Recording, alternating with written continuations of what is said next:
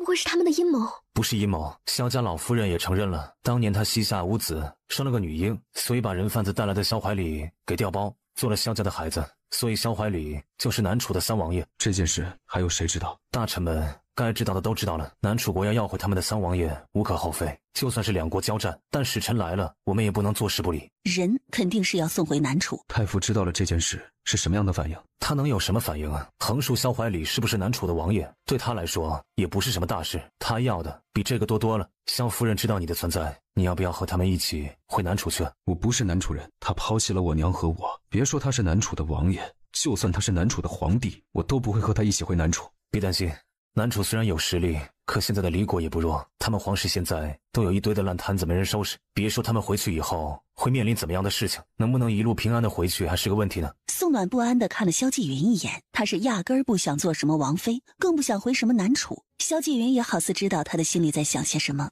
伸手轻轻地握住了他。放心吧，我不会去南楚。萧纪云，你千万不要去南楚，我不想去。放心，我肯定不去。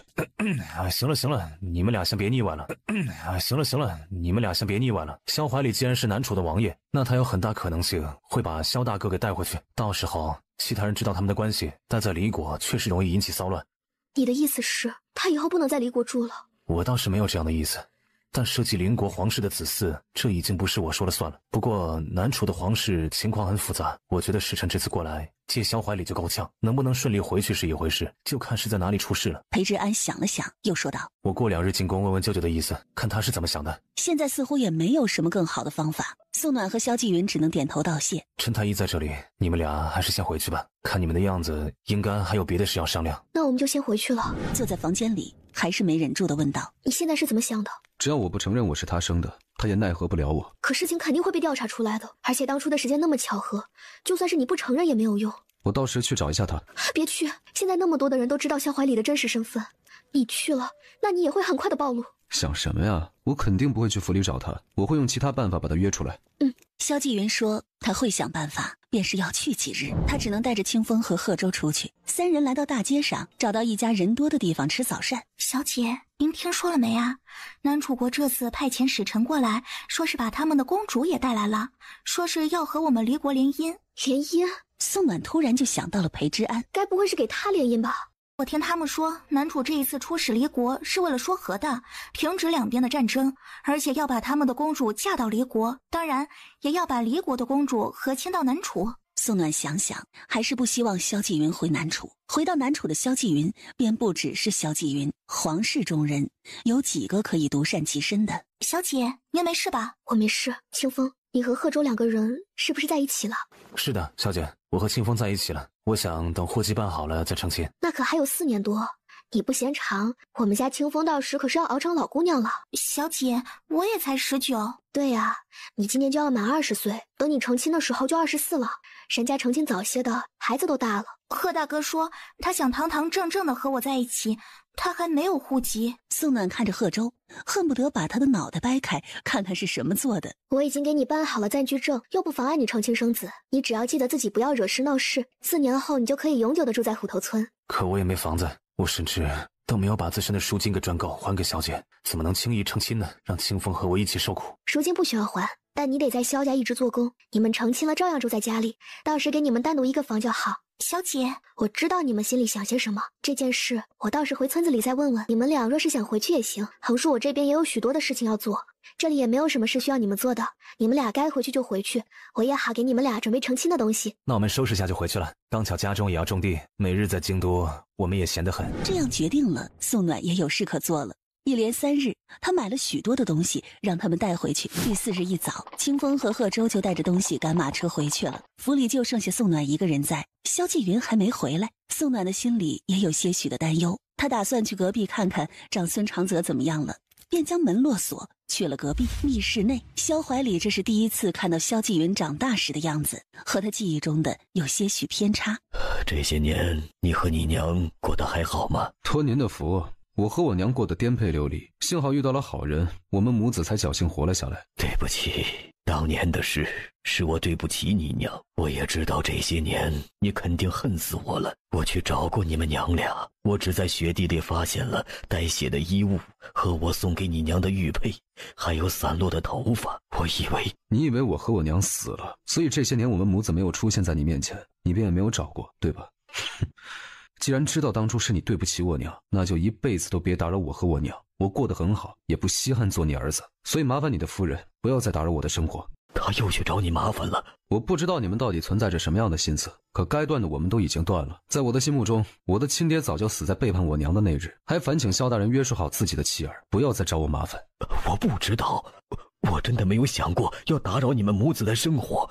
我知道我自己已经配不上。萧怀里深吸了一口气，说道：我知道了，我会约束好他们，不会再打扰你们。我希望你可以记得，你的妻儿早就死在你抛弃他们的那日，活下来的和你没有半分关系。南楚我是不可能去的，如果你还有一点良知，就别再做那些让人厌恶的事了。我知道了。你娘她身体还好吗？我娘她光着脚踩在雪地上，浑身都是血，抱着我那么大的孩子，还要一路躲那些追杀的人。萧大人觉得她能好到哪里去啊？萧怀里的手颤抖着，从怀里掏出一个布包。听说你成亲了，我没什么可以给你的，这是我这些年攒下来的积蓄，就当作是我送给你的新婚贺礼，希望你们可以过得幸福。萧继云没有伸手去接。萧大人，我和我娘最苦的日子都熬过去了，你觉得我现在还需要你这些施舍吗？纪云，我从来没有想过要辜负你们娘俩，我知道当初是我没有保护好你们，但这一次我会保护好你们，我知道你不想回南楚的原因，我不会让你再受到伤害的。萧继云手推开门，很快的就离开了房间。萧怀里就站在那儿，呆呆的看着萧继云的背影，眸子里全都是万分的愧疚。也不知站了多长时间，他才起身回府。刚到家，萧夫人就迎了上来：夫君怎么回来的那么晚？是去哪里了？你一直都想杀了月娘和那个孩子，是吗？夫君说的哪里话呀？我怎么可能会做这样的事呢？谢柔，我现在是在好好的问你，你如果不能好好的回答，那我就只能去问太傅大人了。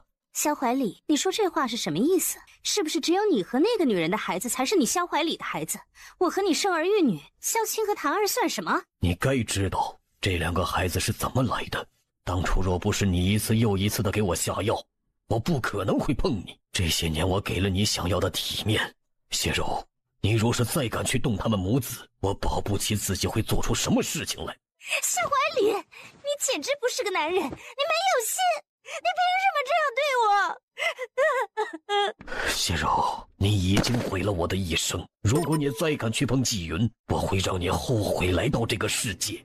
你这也太危险了呀！你怎么一声不吭的就跑去了？我们都担心的睡不着觉了。我没事的，那么大的事我不想拖时间，我怕清风和贺州遭遇不测。那你考虑过自己没有啊？你知道现在有多少眼睛盯着你和萧大哥吗？我当时没有想太多，我下次会注意的。他说完，又有人进来了，是长孙长泽和叶幽。怎么看到我都不会说话了？你怎么出宫了？宋暖问着，又看着长孙长泽。你的伤也好了？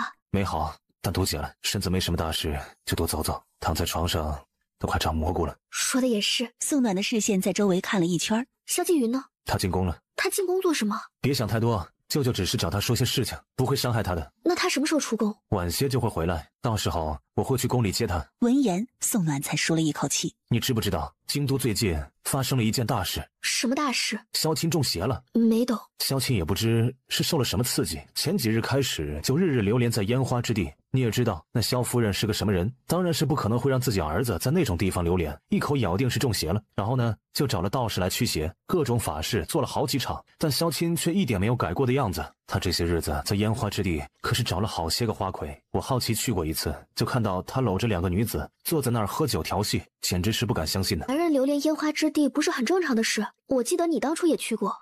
我那是去听曲的，跟他不一样，他那是招妓。你去烟花之地可不能带萧继云去。你这人真是……裴之安咬牙切齿地看着他。我还有件事情是坏事，你要不要听？说吧，反正最近也没有什么好消息。南楚把他们公主送过来了，皇上打算从大臣的未出阁女子里选一个德才兼备的千金，封公主去和亲。我又不是大臣的千金，这算不上什么坏消息。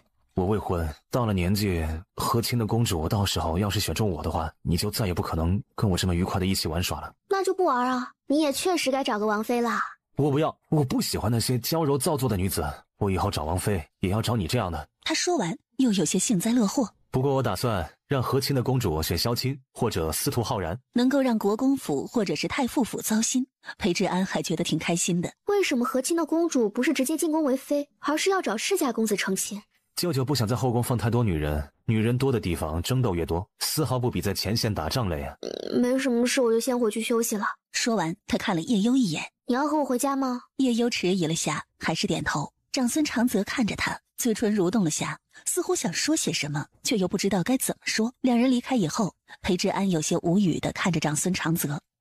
你就这样闭嘴，什么都不问，就知道心里的答案了？长孙长泽抿着唇，一言不发。哎，算了，懒得管你们的事。有些时候呢，你为他好，未必是为了他好。这件事情，他肯定会牵涉其中。你们什么都不问，又怎么知道他会不愿意呢？裴志安摆摆手，离开了前厅。长孙长泽看着宋暖离开的背影，久久都未曾离开。回到府里，宋暖就对叶幽说：“萧静云是不是出什么事了？”确实有点麻烦，有人查出来他的身份。现在许多的人都知道他是萧怀里和他第一任原配夫人生的孩子，所以朝堂上起了不少的争执，认为他该随着萧怀里一起回南楚。还有不少的人觉得他不是回南楚，是阴谋。他们不允许南楚皇室的人在京都。皇上因为这件事愁了好几日，这会儿就直接把他给召进宫，想要问问他的意见。宋暖的心也渐渐地沉了下去，一时间他看不清楚形势了。你若是不想他回南楚，我们可以想想其他的办法。我感觉好像有一双手在推着这件事情发展。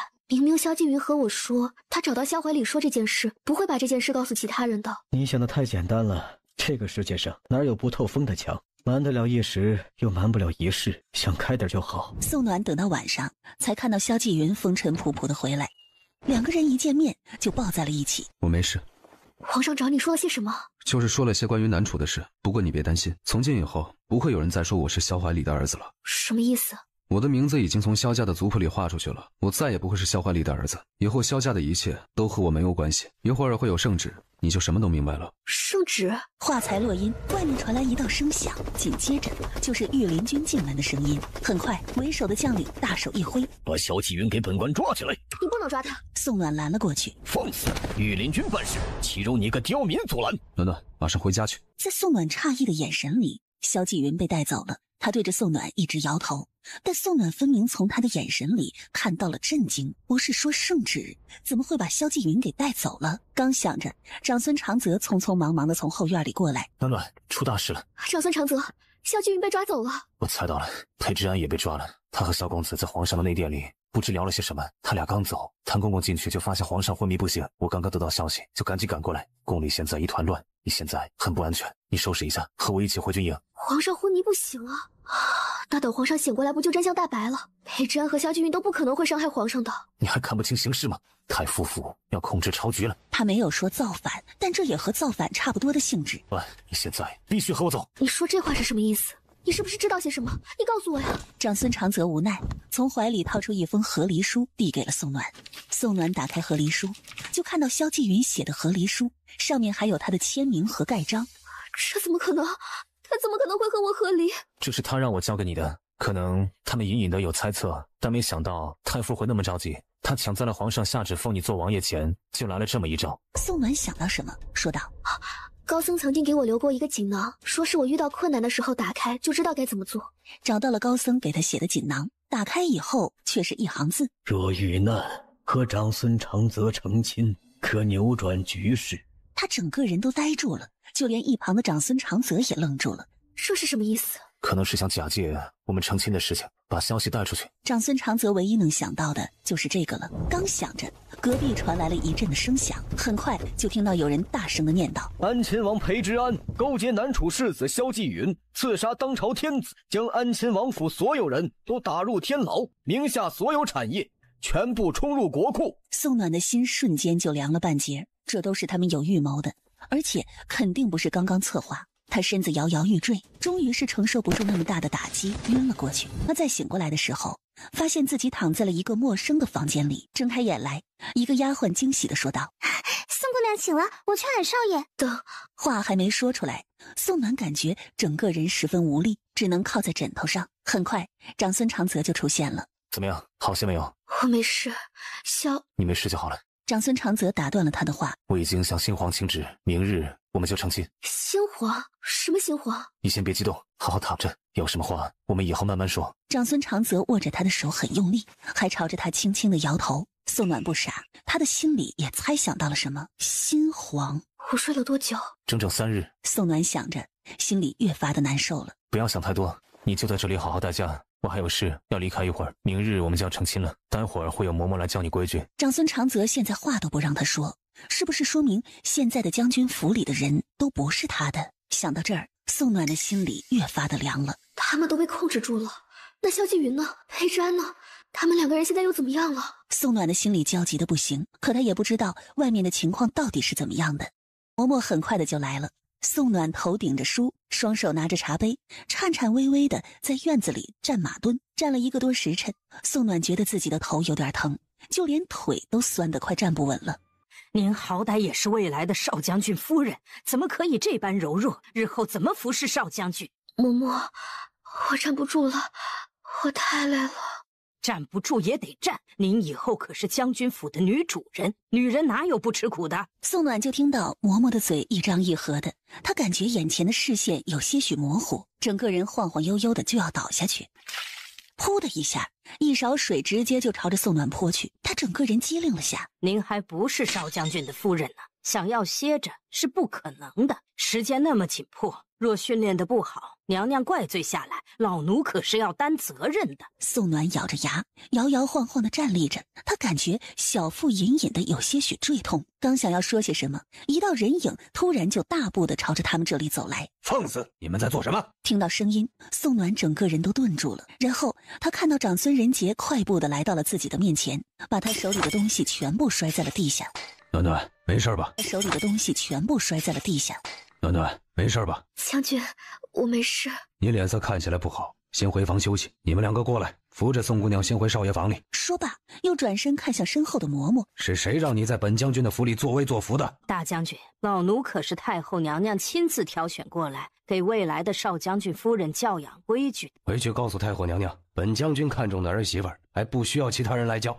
大将军，嬷嬷还想说些什么，长孙仁杰身后的士兵也纷纷上前，将他们全部围起来。把他们全部给送出府去，回去告诉太后娘娘和新皇，本将军的家人还轮不到其他人来教。重兵把守将军府的每个角落，若是发现擅自闯入将军府的人，杀无赦。再去把陈太医请过来，要快。被搀扶着回到长孙长泽的院子前，宋暖还没进去，一个穿着美艳的女人就走了过来，她身边跟着好几个丫鬟，看着宋暖，好看的眉头轻轻蹙起。我道少将军喜欢的是什么样的奇女子？原来也是个柔柔弱弱的小女子，亏得少将军为了你在皇宫里跪了一整天，还真是用情至深呢。长孙长泽在皇宫里跪了一整天。宋暖错愕地看着女人，放肆！看到姨娘还不行礼！一道英气的声音从他们身后响起：区区一个下等姨娘，也敢让少将军夫人给你行礼？宋暖顺着说话的声音寻去，看到一个穿戴华丽的女人出现在了他的面前，和长孙长泽生得有几分像，眉宇间更多的是英气。参见夫人。暖暖见过夫人。暖暖就不必行礼了。长泽和我说了，你身子不好，就好好在房间里休息，有什么想要的就和娘说。将军夫人又对着身后的嬷嬷和丫鬟吩咐道：你们这些日子就在少夫人的房里伺候着了，若是有不长眼的人敢动我儿媳妇儿，请出先帝给我的长剑，谁敢阻拦就斩了谁。少夫人，老奴夫家姓秦，您喊我秦妈妈就成。这3个是应红、小月、竹风。秦妈妈安好。将军夫人握着宋暖的手，先回房换衣裳，别着凉了啊。回到她的房间，秦妈妈，你们去4周候着。是。暖暖谢过夫人相救之恩。别行礼了，你的事长泽和我说了，现在的形势呀就这样，你嫁到将军府里来，我是不会亏待你的。可是宋暖还想解释什么，将军夫人轻轻地按了按她的手。我知道了，谢谢夫人。长泽这孩子虽然平日里不怎么爱说话，但对人待事一直都是很好的，也不会和其他男子一般在外面惹一些莺莺燕燕。若是他敢，你就同我说，我一定好好的收拾他。谢谢夫人，长孙长泽他确实很好。谢谢夫人，长孙长泽他确实很好。唉，今后你若是不想在自己院子里用膳，就来我房里，千万别去其他地方，明白了吗？暖暖明白。就听门外传来了一道声响，陈太医和长孙仁杰一同出现在了房间里。陈太医，麻烦您给暖暖检查一下。夫人放心，微臣这就给宋姑娘检查。陈太医坐在位置上给宋暖把脉，才是一会儿，表情却是有些许怪异。他沉默了下，才对着两人轻轻的点头。宋姑娘没什么大碍，只是受惊了，好好的休养下就没事了。他说这话的时候，在将军夫人端过来的茶水里，在桌上写下了一个字“孕”，这自然是告诉他们宋暖有了身孕。宋暖自己也都愣住了，他想了想，应该是那日在凉亭里和萧继云吵架，似乎没有做过任何的安全措施。长孙仁杰压低声音说道：孕周明显吗？不足1月。那就没事，明日就是婚期，只要不说，没人知道这个孩子是谁的。暖暖，你要记住，这个孩子是长泽的。他点点头，却也不敢问些什么。很快，陈太医就写了2个药方，一个是安胎的，一个是养身子的。将军，这些药要避开人去抓。我明白的，长泽不在，你在这里和暖暖多相处相处，我还有事儿，还得进宫呢。将军夫人轻轻嗯了一声，等人离开，将军夫人才对宋暖小声说：别怕，我会帮着你把孩子平安的生下来的。夫人，我和长孙长泽是他自己愿意的。谢谢夫人。宋暖知道现在说什么都没有用，估计是新皇登基以后对周围的人都很忌惮，所以全部都安插上了自己的人。他现在似乎明白了高僧锦囊里的意思，现在的他好像嫁给长孙长泽才能保住这个孩子。想到这儿，他还是忍不住的对将军夫人问：夫人，您知道他们现在怎么样了吗？流放到漠河。流放了。宋暖深吸了一口气，心里还是很侥幸的，只是被流放可能会受罪，起码不是被砍头了。他又勉强的打起精神来。明日成亲，我是在哪里出嫁？新皇说了，就在府里举办婚宴，到时新皇也会来参加你们的婚宴。我知道了。你躺着休息会儿，长泽他估计要晚些回来，我就在房间里守着，你放心。躺在床上，他闭着眼睛休息了。身体的累让他很快的就闭上眼睛睡着了，也无暇去管其他。将军夫人看着宋暖睡着了，心里却是在叹气。晚些，宋暖就被叫醒了。长孙长泽坐在床前，轻轻摸着他的额头，见他醒来，才松了一口气。没事吧？没事。先吃点东西垫垫，待会儿还要喝药呢。我看到你娘了。是我请我娘来的，你一个人在这后院里，我不放心。有我娘在，没人敢欺负你。长孙长泽扯了个鸡腿在他碗里。你得多吃点肉，你太瘦了。明日的婚宴，新皇会来，可能会有些累，你能休息呢，就多休息会儿。宋暖轻轻嗯了一声，很快的吃了起来。吃完晚膳，又喝了汤，晚些又喝了安胎药。到了睡觉的时间，宋暖也陷入了为难。这是长孙长泽的房间，2个人怎么睡都好像不合适。长孙长泽似乎看出他的纠结。你睡吧，我不会碰你。宋暖轻轻嗯了一声，就躺在床上睡觉。翌日一早，宋暖醒过来的时候，房间里已经被布置了。房间里全都是大红喜字，入眼皆是红灯笼。叫他起来的是秦妈妈，先让他用了早膳，再给他沐浴、梳妆打扮，盖上盖头。秦妈妈在他耳边说道：宋姑娘，婚宴一会儿就要开始了，一会儿老婆子牵着你去，你只管按照说的去做，只要这婚宴没事儿，您和孩子就都安全了。谢谢秦妈妈提点。应该的。没多会儿，外面就传来了熙熙攘攘的声音。吉时已到，请新人。若望穿的泪随我心，是否只会不忘记你？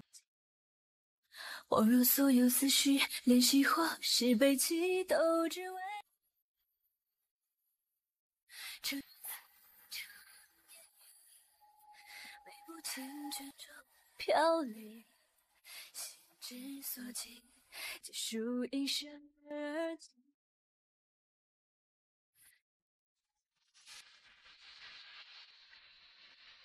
婚宴正常举行就行，开始吧。那道声音，宋暖是记得的，是三皇子轩辕镜，也是现在的新皇。吉时到，请新人向新皇行礼，一拜天地，二拜高堂，夫妻对拜，送入洞房。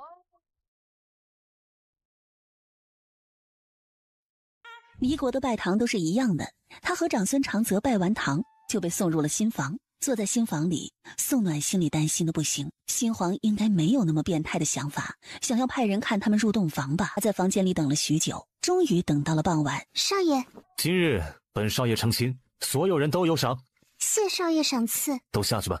长孙长泽说完，拿着一旁的称心如意掀开了宋暖的盖头，他嘴里喃喃自语道：暖暖，我终于娶到你了。下一秒推着宋暖缓缓地朝着床上倒去。长孙长泽，你别……他挣扎的厉害，巨大的害怕笼罩着他，却没有注意到长孙长泽一只手捂住了他的嘴，另外一只手撑在了床上，并没有压着他。呜呜了一会儿，长孙长泽的声音在他耳边响起：你叫出声来。他眨了眨眼，昏暗的烛光下，长孙长泽又重复了一遍：你发点那种声音。然后宋暖躺在床上痛苦的呻吟，长孙长泽侧着身子，用脚摇着床，发出吱嘎吱嘎的声音。这声音断断续续的持续了快半个时辰，直到长孙长泽拍了拍他的手臂。行了。宋暖躺在床上，深深的吸了一口气。你吓死我了，我还以为……以为什么？长孙长泽有些无语。我在你心目中就是这样的人？不是，我以为你喝醉了。我提前喝了解酒药，而且我酒量还不错，不会有问题的。闭上眼睛，抱住我的腰。很快，他感觉身子一空。几分钟后，他就听头顶传来了长孙长泽的声音：好了，可以睁开眼了。宋暖睁开眼来，发现他们是在一个密室里。暖暖，来这里。将军夫人，都是自己人，不用拘礼。外面有太傅的人，我们在外面说话不方便，简单的把话在这里说吧。坐。原来皇上知道太傅府的阴谋，想要把计划给提前了，就召见了萧继云和裴之安。谁曾想太傅的速度更快，先是和南楚达成协议，派出使臣，再是在来的路上安插了太傅的人。召见了萧继云和裴之安以后，也不知道太傅是用了什么样的方法，竟然让皇上昏迷。谭公公为了救皇上，被裴之安刺杀，临死前说出了真相，便有了一开始裴之安和萧继云被抓的一幕。朝堂也正是由太傅府把控。皇上真的驾崩了？应该是没有，那天特别混乱，我们得到消息的时候就已经是这样了。我在皇宫里安插的人告诉我说，三皇子并没有看到皇上，好像被人劫走了，我怀疑是叶幽做的。萧继云他真的被流放了？这也是最好的结局。这次流放的人多，除了他们还有国公府的人，他们流放的地方虽是漠河，但里面有我的人，我已经让他们一路上多照料安亲王和萧兄弟，你可以放心。你可以放心。闻言，宋暖的心才安了下来，他迟疑了下，还是没忍住问道：你为什么要娶我？因为新皇想娶你。这话不是长孙长泽说的，而是长孙仁杰说的。新皇不知从哪儿听说你是神女，所以想要把你娶入后宫。长泽怕你进了后宫就真的没有回转的余地了，就去新皇面前求娶了你。他不可能就这样答应吧？谢文峰那个老狐狸自然是不可能会答应的。我们将军府用了一半的边境管辖权才换取的机会，所以暖暖，不管任何时候你都要记得谨言慎行。想要抓你错误的人很多，不要让长泽为你谋划的一番心意都付之东流。长孙仁杰说这话，自然也是做父亲和一家之主的心里话。将军府为了救他，可以说是和新皇对着干了。他自己倒是无所谓，可他不希望自己的儿子因为这件事受到任何的伤害。宋暖倒是不觉得长孙仁杰说话不好听，他理解一个做父亲的心情，想了想，还是很郑重的对着长孙长泽道谢。不管怎么说，我还是很谢谢你为我做的一切。你救过我们父子的命，这些就当是我们将军府还你的。你别有心理负担，你肚子里有孩子，眼下平安度日和安心把孩子生下来才是大事。我能不能回虎头村？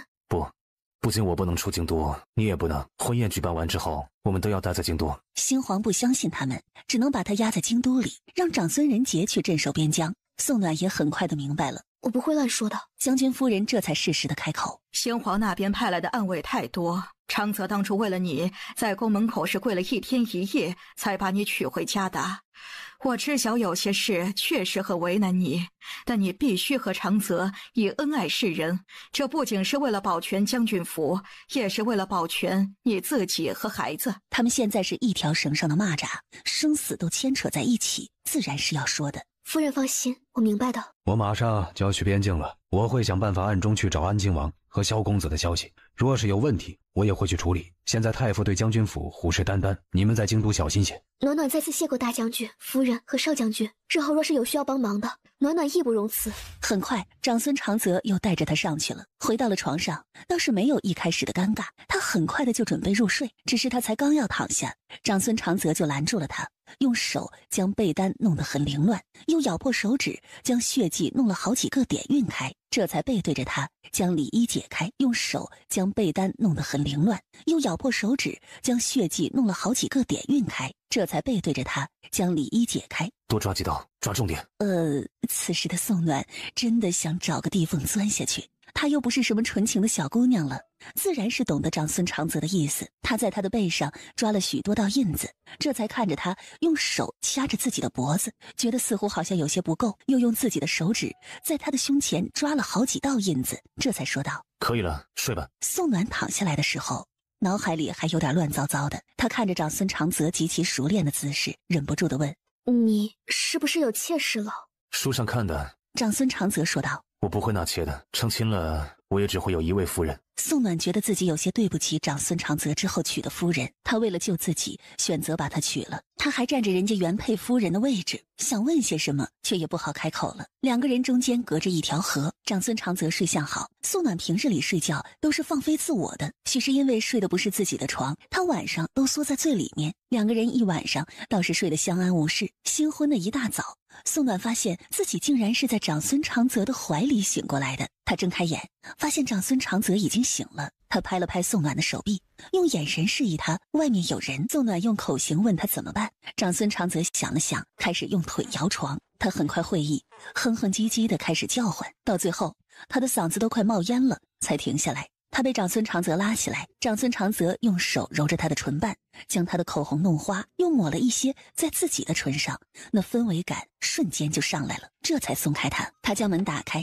很快丫鬟就端着热水进来了。长孙长泽换衣服也没有避开宋暖，准备穿外衣时，突然就喊住了宋暖：夫人，你来为为夫系腰带吧，我喜欢你昨晚上系的蝴蝶结。还有那么多人呢，下次别瞎说。他们将床单换洗下来，看着那有些湿的地方，还有床单上一点点的血迹，各自使了个眼色，又拿着床单在鼻尖闻了闻。宋暖的心提在了嗓子眼里，这些嬷嬷也太变态了吧，他们睡过的床单竟然还拿起来闻。嬷嬷们不动声色地把床单收走了。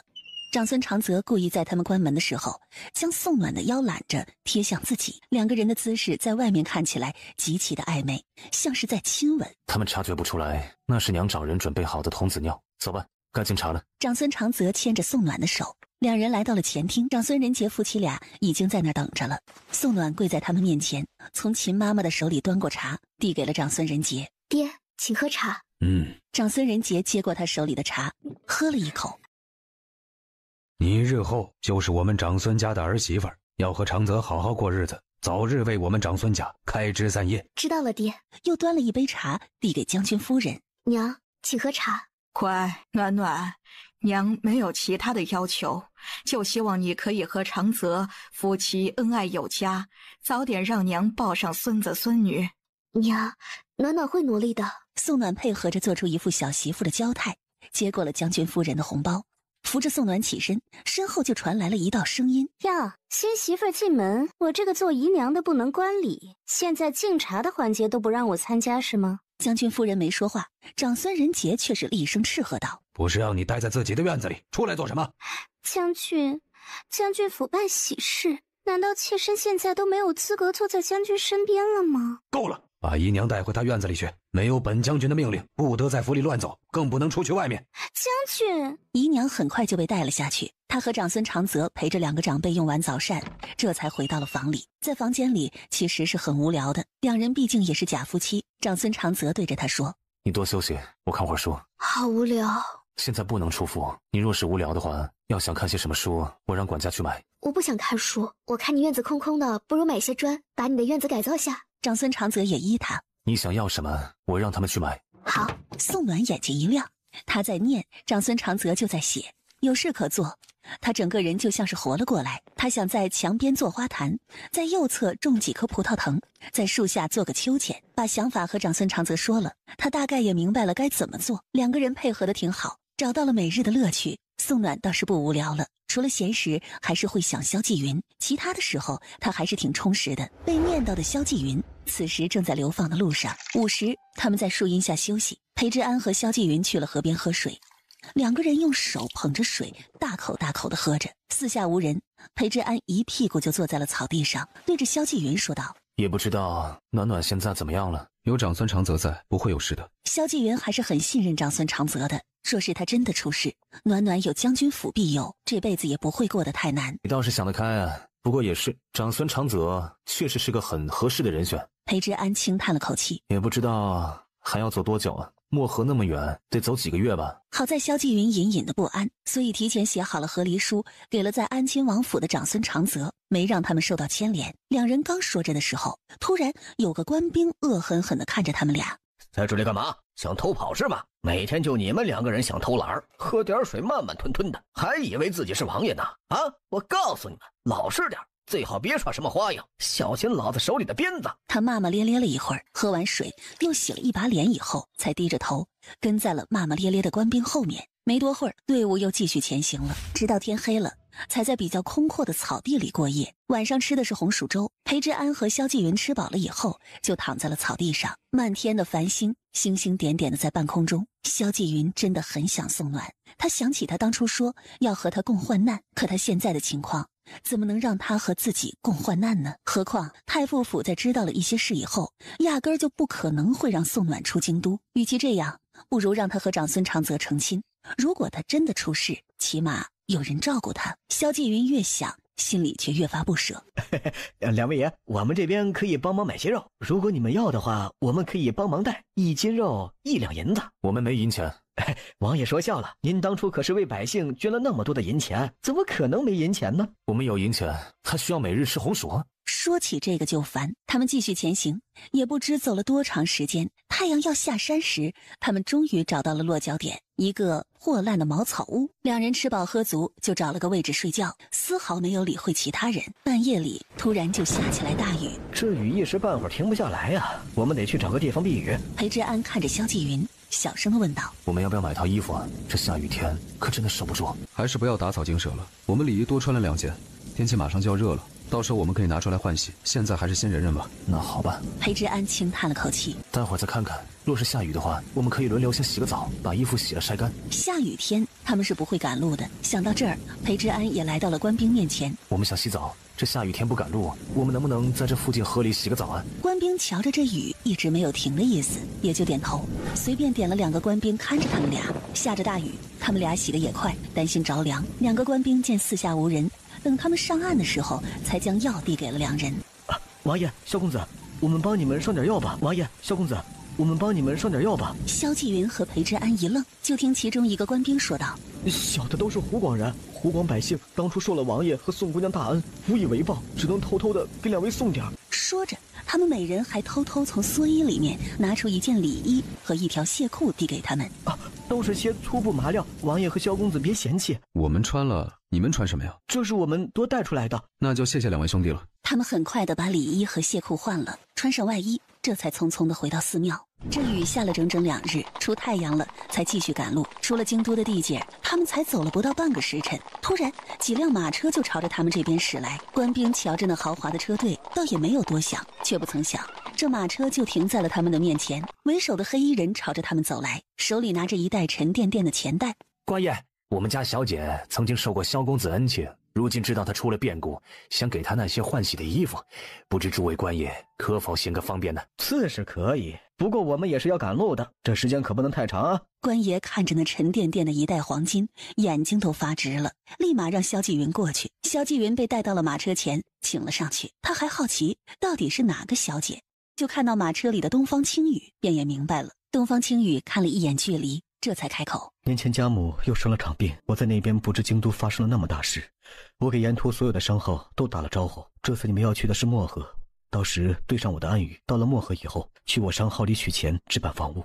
银钱你别有心理负担，都是暖暖分红的，现如今不方便给他，就全部先放在我这儿，等日后你们事情处理好再给你们。虽然我现在联系不到他，不过我在京都的探子说，他和长孙长泽成亲后就在府里没有出门，暂时没有危险。你和安亲王一路也要多加小心，若是遇到危险，这个可救你们的命。这里面分别有5颗丹药，是叶幽费尽心力找到药材炼制给你们的。附耳在了萧纪云身边，东方青羽用2个人才可以听到的声音说道：皇上和叶幽都在我那儿，皇上现在还在昏迷，1年左右他们会再次回京都，到时我们的人会去漠河接应你们，你们一定要撑住。他将一把包好的匕首塞在了萧纪云的靴子里，又递给他2个很小的暗器。匕首削铁如泥，暗器里面有108支淬了毒的毒针，每射出1针足以杀死1个人。如果路上遇到变故，先保住你们2人的性命，到时随便找到东方府的商号，只要说出暗号，会有人接应你们来见我。他把暗号说了好几遍，确认萧纪云记清楚以后，才将2个大的包袱递给了他。府里是衣服和靴子，这条路很长，望君保重。纪云谢过东方公子。萧纪云接过包袱，对着东方青羽行了个礼，这才下了马车。收了100两黄金的官爷此时乐呵呵地看着萧纪云，对着他的态度也好了不少。队伍继续前行了起来，萧纪云把其中1个包袱给了裴之安，2人背着包袱又继续前行。东方青羽从马车上下来，他的头上戴了一顶纱帽，远远看着倒真的像是个女子，正在矗立着看他们的背影。少爷，我们为何不直接把人解救下来？京都里还有个暖暖，太傅把他强行留在京都，不就是知道我们谁都不舍得他出事吗？萧纪云这会儿一走，你信不信几个时辰以后暖暖就会出事，到时就算是长孙长泽力保也未必救得下他。我交代你的事情都做好了吗？虎头村倒是没什么问题，我们的人还要在那里待多长时间？让那边的兄弟等到事情全部处理好了以后再回来。虎头村里的人都不能有事，现在新皇没有去动虎头村，不代表那边真的会没事。宋暖出事，东方青羽得为他保护好他在乎的人。黑衣人点头，不敢再言语。一连半个多月，宋暖和长孙长泽除了在院子里种花，就是在房间里享受闺房之乐。暗探每日都汇报着，就连新皇都听腻了。午时，长孙长泽陪着宋暖在一起做饭。平日里都是秦妈妈做饭，但宋暖今日想吃炸鸡和火锅，便是自己动手。厨房里传来很香的味道，将军夫人还没进院子里就闻到了。看着在厨房里做饭的宋暖，再看着长孙长泽，眉心微蹙。长泽，你是怎么回事？厨房油烟那么重，怎么可以让暖暖做饭呢？夫人，娘，是我想吃炸鸡，所以才让夫君陪着我一起做。娘，您别生气，要怪就怪我。若是喜欢吃，就让花些银子，让火锅店里边的厨子过来做一顿便是，哪里用得着让你自己亲自动手？女孩子呀，可不能这样做饭，皮肤会变差的。娘，我知道了，我下次一定会注意的。闻着那香喷喷的烤鸡，将军夫人感觉有些许胃口了。哎，这看起来还挺好吃的。都已经炸好了，娘您一起留下来吃吧。说着，宋暖抬眸看长孙长泽，快端上，我去洗手。小心点，别摔着了，厨房很滑的。知道了。宋暖笑眯眯的开口，被长孙长泽扶着出了厨房。将军夫人在他们身后，瞧着这2个人一路有说有笑的模样，心里倒是希望这是真的。长泽成亲以后，可以看到他肉眼可见的开心起来，比起平日里闷闷的他，此时的他多了几分烟火气。话也多了许多。为人父母的，哪有不为自己孩子考虑的？可惜收回心神，将军夫人也快步地跟了上去。午膳吃的是火锅和烤鸡，看着宋暖吃的一直冒汗，一边辣的眼泪都出来了，一边还说好吃。长孙长泽一边吃一边给他擦嘴，眼神里的宠溺是怎么也装不来。暗探每日都在观察着这里的事，他看着他们吃好吃的，人都感觉有些饿了。没多会儿，凉茶也端过来了。长孙长泽给他擦拭着唇角，声音温柔的提醒：一会儿要去喝点去火的凉茶，是我找陈太医配的。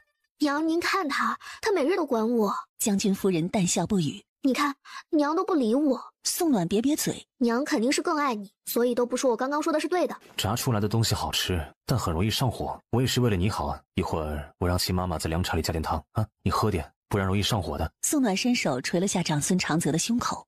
我喝不完的都给你喝。长孙长泽语气越发的宠溺。好，剩下的给我喝。3人在凉亭里吃着火锅、烤鸡，气氛十分的好。可是苦了外面的姨娘，每日都想要来听墙角，却什么想听的都听不到，只能每日馋的口水都出来了。连续蹲了那么长时间，没有任何的收获，偶尔也开始有了懈怠之意。1个月后，一大早宋暖就吐了。长孙长泽很快的找来了太医，就听到他有孕的消息，而这个消息也很快的传到了太傅耳里。他正在练字，听到宋暖有孕，顿时就愣住了。那么快就有孕了？是的，太傅大人，已经快1个半月了，应该是刚成亲的时候就怀上了。长孙仁杰倒是真的好福气，神女不愧是神女，刚成亲就有孕。揉了揉眉心，太傅心里也有些许烦躁。他当初就该让宋暖进宫，给静儿做后妃，成亲过又怎么样？到底是没有给第一个夫君生过孩子。想到那些焦头烂额的事儿，太傅心里越发的烦躁了。晚上，宋暖洗完澡就躺在了床上。她的孕期其实已经是2个半月了，但因她现在瘦得很，又是陈太医帮她把脉，她说是不到2月，就没有人敢说其他的话。我年底生产，那是太冷了。等月份大些了，能不能求新皇开个恩，到时让我去南边待产？我到时再去问，现在时机不合适。看着宋暖光洁的小脸儿，不由蹙眉。我听说女子有孕之后都会长些肉的呀，你怎么还那么瘦啊？这才不到2月，要是马上就长肉，等生产之时岂不是胖成球了？说着，宋暖看了一眼窗外面，把头靠在了长孙长泽的胸口。我最近想吃些好吃的，我们还不能出府吗？长孙长泽拍了拍他的肩。再忍忍，娘说了，要等胎稳之后才能去外面走动。在家无聊极了，我想出去外面吃好吃的。行，一会儿我再派人去问问，要是可以出门，我带你去。这还差不多。说着，宋暖凑上前，在长孙长泽的脸颊上亲了一口，暗叹看着这2个小夫妻旁若无人的恩爱，很快就汇报了。长孙长泽哄完夫人，马上派人进宫，告知新皇自家夫人有孕的消息，希望新皇可以解除将军府的看管，能带自家夫人出去外面走走，吃些好吃的。边境如今也还需要长孙家的军队镇守，太傅也不得不考虑，神女有了长孙长泽的孩子，撇清了萧怀里的儿子，应该不会有什么大碍。太傅让人告诉轩辕镜，可以让长孙长泽带宋暖在京都的范围内游玩。消息是后半夜到的，第2天睡到日上3竿才起床。宋暖伸了伸懒腰，才发现外头的太阳都已经出来许久了。秦妈妈带着丫鬟来给她洗漱穿衣，看着她那平平的小腹，秦妈妈也是笑道：得给少夫人做些新衣了，宽松些的衣裳穿着会舒服些。少夫人这肚子小小的，肯定是个小少爷。不管是男孩还是女孩，只要能在肚子里乖乖长大，平安的生出来，我都觉得欢喜。少夫人说的对，不管是小少爷还是小小姐，少将军肯定都会喜欢的。将军府里谁不知道少将军对少夫人的心意，那昭然若揭的爱，将军府里的人都看得牙酸。他们曾经那对女子都不假颜色的少将军，对着少夫人那是极致的宠溺。就算是他们家少夫人想要天上的星星，他都会想办法摘来。果然，宋暖一起床，长孙长泽就出现了。他快步的过来扶着宋暖。别的小夫妻都是手牵着手，但长孙长泽不一样，他永远都是扶着宋暖的手臂，生怕他会摔跤。这样的贴心，看得将军府里的下人都觉得羡慕。皇上说了，我们可以出府，你想去哪里玩？真的？宋暖眼睛一亮。我想吃火锅，吃烤肉，喝奶茶。我想去外面吃早膳，我不想在府里吃了。坐马车去。街道上人多，长孙长泽吩咐管家备好马车，带着宋暖出了门。他们没有马上去火锅店，这会儿时间还早。长孙长泽带着宋暖去吃了小馄饨，又在街道上买小玩意儿。宋暖叽叽喳喳的说话，长孙长泽就看着他笑，眼神里全都是宠溺。突然，一道声音出现在了他们的耳边：少将军。长孙长泽回过头去，发现竟然是温如心。温如心此时眼底里闪过些许难受，很快又恢复如初。还真是少将军和少将军夫人啊！听说2位成亲了，我那段时间感染了风寒，没有出席，不知可否赏脸，一起用个午膳？当然可以，不过我想吃火锅和烤肉，可以吗？当然可以。少将军夫人如今气色看起来好了许多，听说前阵子身子不适，随安几次想要拜访，都被门口的侍卫给拒了。是底下的人办事不周，那就去吃火锅吧。长孙长泽开口，扶着宋暖，小心翼翼地朝着火锅店去。他们一落座，旁边包厢的门也被打开了。原本还想说些什么的3人又忍住了。看来太傅还是没有放松警惕，派来的人可真就一直跟着，好像跟屁虫似的。3人自然也不可能会聊其他的，坐在一起就聊起来一些种菜的心得，甚至还说起来瘟疫的事儿。这场瘟疫来势汹汹，你如今有了身孕，还是要注意些。我会的。温大哥，你最近怎么样？看你最近消瘦了不少，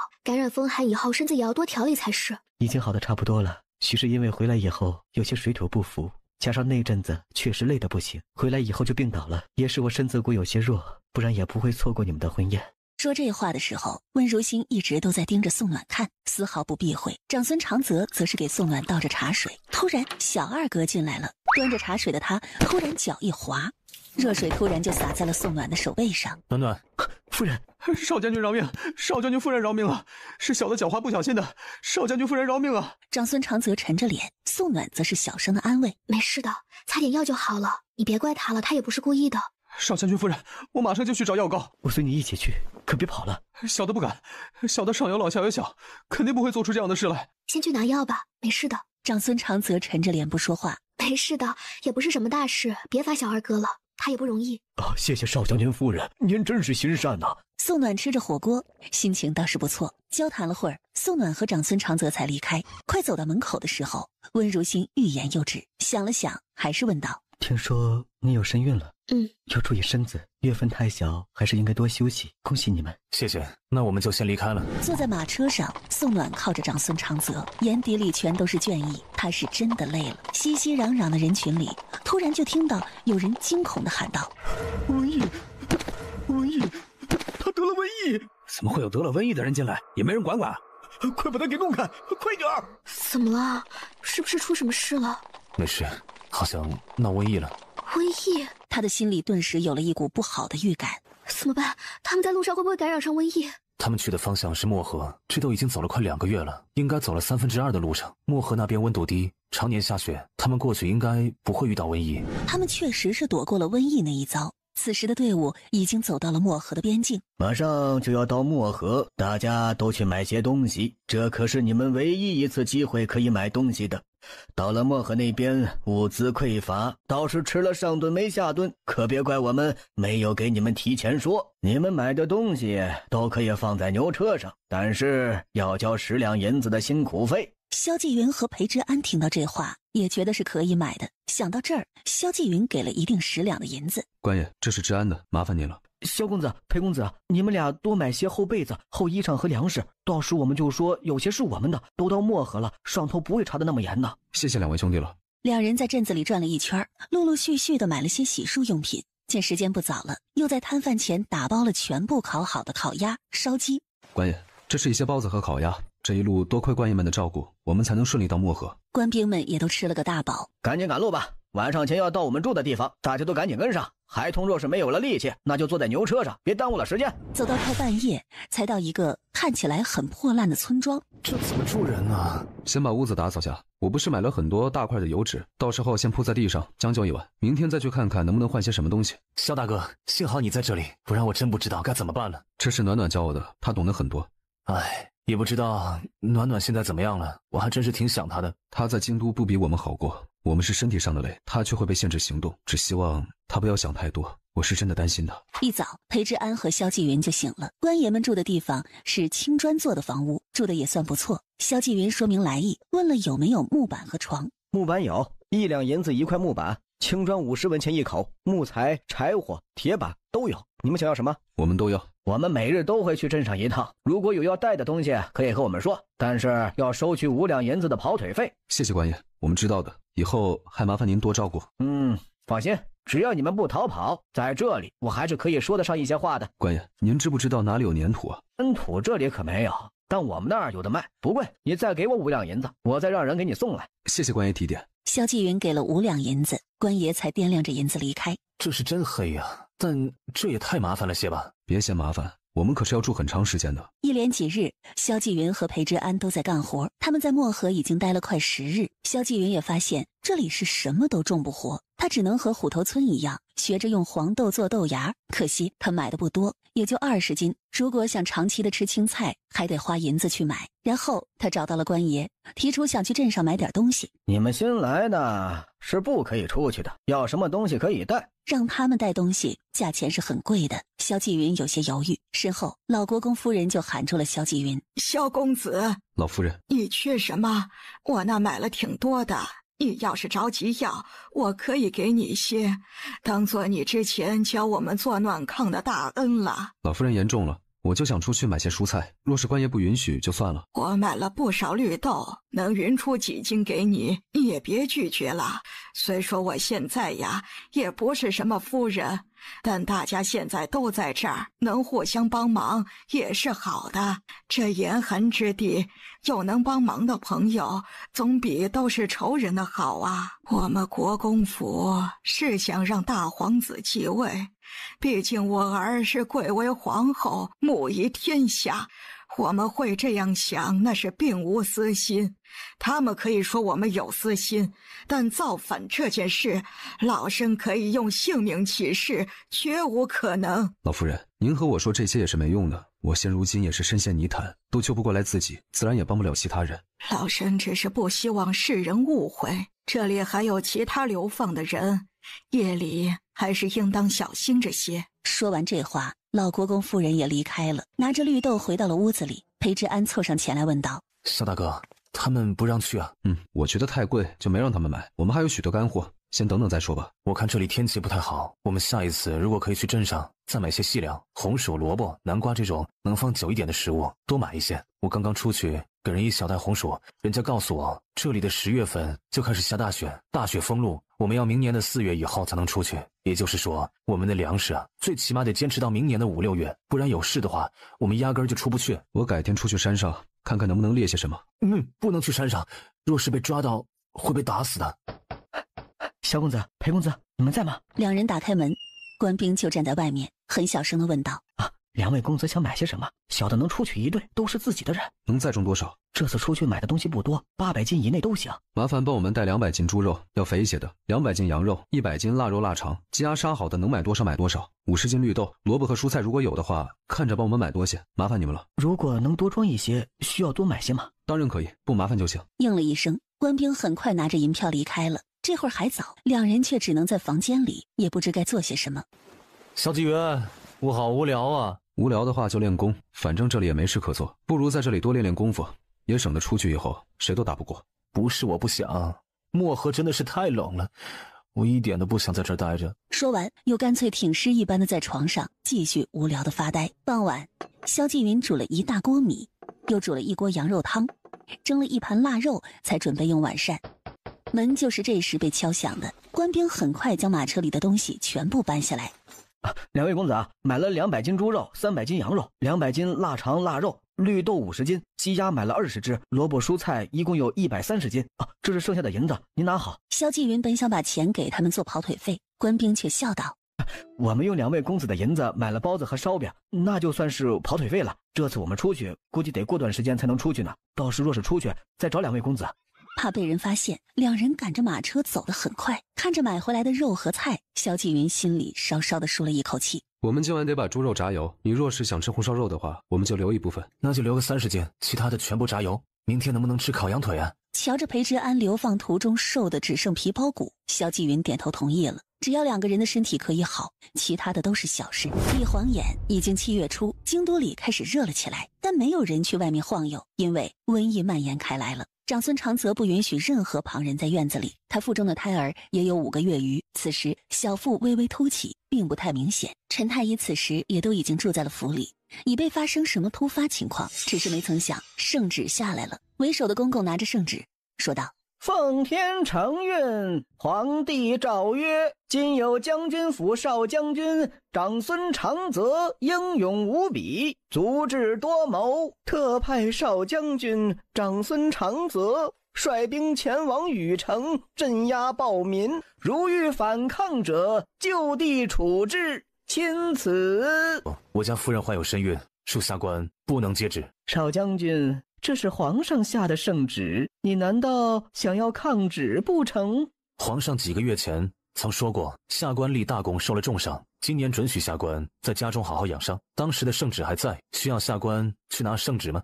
少将军好得很呐，咱家这就回去同皇上讲。想要让他们将军府去做坏人，想的倒是挺美的，可惜他不会如他所愿的。果然，在知道长孙长泽不愿意接旨以后，太傅就暴怒了。不想去是吧？太傅冷笑出声。于是第2道圣旨再次下来了。奉天承运，皇帝诏曰：今有少将军长孙长泽英勇无比，足智多谋，特封长孙长泽为特使，协同夫人一同前往玉城，协助当地官员解决农作问题。钦此。听到是玉城，长孙长泽的脸都变色了，他不想接旨。少将军接旨吧，若是您不想接这道旨，那就接刚刚的旨吧。我夫人她怀孕4个月，怎可长途跋涉？无碍，路上耽搁几日也是可以的，但夫人是一定要去的。皇上说了，夫人运气好，一定可以和少将军在玉城有所作为。皇上还等着听少将军的好消息呢。听到这话的长孙长泽知道太傅是想逼他选第一个圣旨，他想也没有想就接过了第2个圣旨。接完圣旨，宋暖才对长孙长泽问：玉城是什么地方啊？沙漠。听到沙漠2个字，宋暖人都麻了。沙漠里到底是能种出什么样的农作物？太傅这是故意让他们过去那边受苦的吧？可现在他们也不能反抗，只能被迫的接受了。暖暖怀着身孕呐，这长途跋涉，玉城的环境又那么差，他怎么能去那儿呢？到年底他就该生产了。长孙长泽也是无奈，他当然知晓玉城是个什么样的地方，起码他在宋暖身边，他的安全可以得到保障。要去玉城的时间很急，而这次一起去的还有温如心。是京都来的少将军长孙长泽吗？正是在下。在下长孙长泽，奉命前来玉城种植农作物。在下长孙长泽，奉命前来玉城种植农作物。新帝简直是在胡闹，也不知京都到底是出什么事了，竟然让少将军行军打仗之人来做这样的事。无妨，司农司温大人不也一起来了？在下温如心，是司农司的大司农。温大人，玉城本就是这样，这些年赵大人一直都在玉城，已经带着我们到了几十公里外开垦种植，我们现在起码是自给自足，也不知这又是闹的什么。赵大人，少将军，温大人。眼前的男子就是加格尔所说玉城的太守赵清川。赵清川看着宋暖，眼底里闪过一丝惊艳。他身边的温如心说道：这是少将军夫人，和少将军成亲快5个月了。少将军夫人，她有身孕了，有4个半月了吧。暖暖见过赵大人。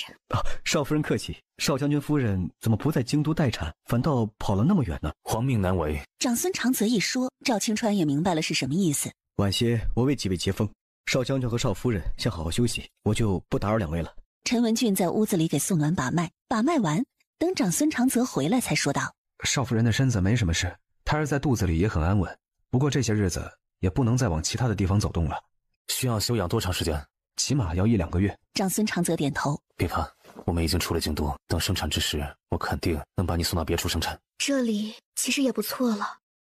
宋暖没什么胃口，吃了些东西就躺在了床上。长孙长泽瞧着，心里也有些担心。是不是身子不舒服？没什么胃口，想睡觉。那就睡会儿，晚些我让齐妈妈给你做一些开胃的菜，或者你有没有什么想吃的？不想吃。你在这里住些日子，等过段时间我再去租借一艘豪华些的货船给你代产。玉城冬日很冷，你在这里生产不安全。可圣旨里说我得和你一起在玉城。玉城范围这么大，只要货船不出玉城范围就行了。可若是在货船里，会不会太潮湿了？我找时间问问赵新川，他应该知道。沙漠这地方很热，尤其是夏天，冬天呢却刺骨的干冷，更加不适合生产。你不用担心，还有几个月，我一定会找个好地方给你生产。宋暖点头，没有再说什么。夜里，赵清川给他们举办了接风宴，宋暖就坐在长孙长泽身边，他在给他布菜，生怕他会吃不饱。少夫人应该吃得习惯吧？谢赵大人关心，吃得惯的。那就好。这边没有什么太多的主食可以吃，平日里吃的都是烧饼和蔬菜汤。不过100公里外有镇子，那边有细粮和蔬菜、肉食卖，我们每半个月会出去采买一次。少夫人若是有想吃的，清川为少夫人买来。赵大人无需客气，我们此番来此也买了不少吃的和喝的，无碍的。少夫人如今怀有身孕，还是应该准备的稳妥些。不过玉城的冬日其实不住在上面，待会儿用完晚膳，我带几位去看看。等他们吃饱喝足，这才提着油灯朝着他们房子的一处走去。这里会安全吗？陈文俊有些担心地问。放心，这里的地下城已有上百年的历史，上面全都是天然的岩石，里面的房屋也全都是用石头建的，肯定很安全。以前的人真的好伟大，竟然能在地底下建造出这样的房屋。冬日里都在这里住？我们10月之前都要搬到这里住，因为10月以后沙漠里的风沙太大，在上面住的危险性更大。我们除了守在城门的士兵，其他的居民都会在这里住。赵青川想起什么来，又叮嘱了句：“现在想要出去外面不是很实际，你们若是有什么想要买的，最好在这10几天内买完，到时沙尘暴来了，想出去外面就不容易了。”赵大人，冬季的饮水你们是怎么解决的？这里有一口井，里面都是地下水，最干旱时也解决了一座城的用水问题。不过这是玉成的秘密，我也是看在少夫人怀有身孕才会告知。当然，我也相信少将军的人品，不会将此事告知朝廷。赵大人放心，我们一定不会告知别人。你们多囤一些新鲜的蔬菜，这些可以囤房的时间多一些。长孙长泽也很认真地记着。宋暖走了一会儿，突然他的小腹好像被什么踢了一脚，是不是不舒服啊？长孙长泽，孩子好像在踢我，他刚刚在踢我。是吗？是不是孩子在肚子里感觉不舒服？我先送你上去，好不好？我确实有点累了。赵大人，我身子有些沉，麻烦您给我们找几间空着的屋子居住，到时也可以让他们把东西先搬下来。少夫人身子沉了，还是早些搬下来住得好。上面确实也不怎么合适居住了，不过这里的食屋不算太大，倒是给你们安排3个食屋，你们可以自行安排怎么住。谢过赵大人，我们先回屋吧。长孙长泽点头，扶着宋暖上了去。我们还得多买些食物，我看赵大人过得也不是很好，我身上还有不少银子，倒是多买些，也给大家分一些吧。银子我这边有，你不用给我，你自己留着吧。你一年到头能攒下多少银子？别以为我不知道你的月银许多都贴了出去，再有钱你能有多少？你别看我京都的火锅店和奶茶店都关了，但我很有钱呢，而且我和东方青羽还有合作，在他那儿起码有上百万的银子没有收回来。就算是你以后不想做将军了，看在你帮助我的份上，我也能给你养老的。你这样说，显得我好像很穷，可比起你来，我确实是蛮穷的。可宋暖想要出，长孙长泽也不拦着，他知道他这样做会觉得心里舒服些。我怕是要在这里生产了，现在也不知道在这里要待多长时间，到时我若是不方便，你就只能多费点心，多买些也没关系，别怕花银子。我知道，你晚上就是这里，我睡旁边那个床就好了。到时问问赵大人，这里能不能养些鸡和鹅？你好好休息，我都会安排好的。生产的事你也别担心，我会问清楚秦妈妈需要些什么，这几日我都会全部买好。生孩子是多大的事，长孙长泽虽未做过父亲，但他也是懂得的。我出去一趟，你若是害怕，我叫秦妈妈进来陪你。不用了，秦妈妈和几位嬷嬷年纪大了，舟车劳顿肯定累了，这会儿应该也歇下了，我自己休息会儿就好。长孙长泽也没再说什么，一觉睡到第2天早上，宋暖才醒。他才醒，门就被打开了。东方青羽给你送东西来了。青羽来了。暖暖，坐了那么长时间的马车和轮船，难受吗？今年沙尘暴来得早，我给你送了些吃的喝的，就算你们在这里住上3、5年都是够的。谢谢你啊，青羽，还让你亲自送过来。说那么多客气的话干嘛？先进去吧，我给你带了好吃的。东方青羽看着长孙长泽，一起吧。宋暖也喊了陈文俊和温如心一起进了房间，关上门，宋暖马上变了脸色。青羽，小青云他怎么样了？他们在漠河的最冷的地方，那处冬天会下暴雪，我有提醒他，找人偷偷的给他送了东西过去。那些食物和柴火足够他们烧上1年多。漠河今年下暴雪下得快，往年都是9月以后，今年不到9月就下暴雪。我买通了他们那儿的2个官兵，给他们送了几十车食物和木柴木炭。他们这会儿虽然出不来，但也没有性命之忧。他让我给你们带句话，他和安亲王一切安好，让你们照顾好自己，别担心他。那就好，他们俩没事就好。玉成10月以后，气温会猛然降温，把这些菜储存好，就不担心蔬菜的问题。麻烦你了，青羽，这些足够我们撑过大半年。你让秦山和孙春生找我，他们已经找到了我，我也已经吩咐下去了。你京都的宅子，我也帮着你守着了。那宅子写的是你的名字，只要你没事，就没人敢动那宅子。辛苦你了，还得为了我的事情奔波。再辛苦能辛苦到哪里去啊？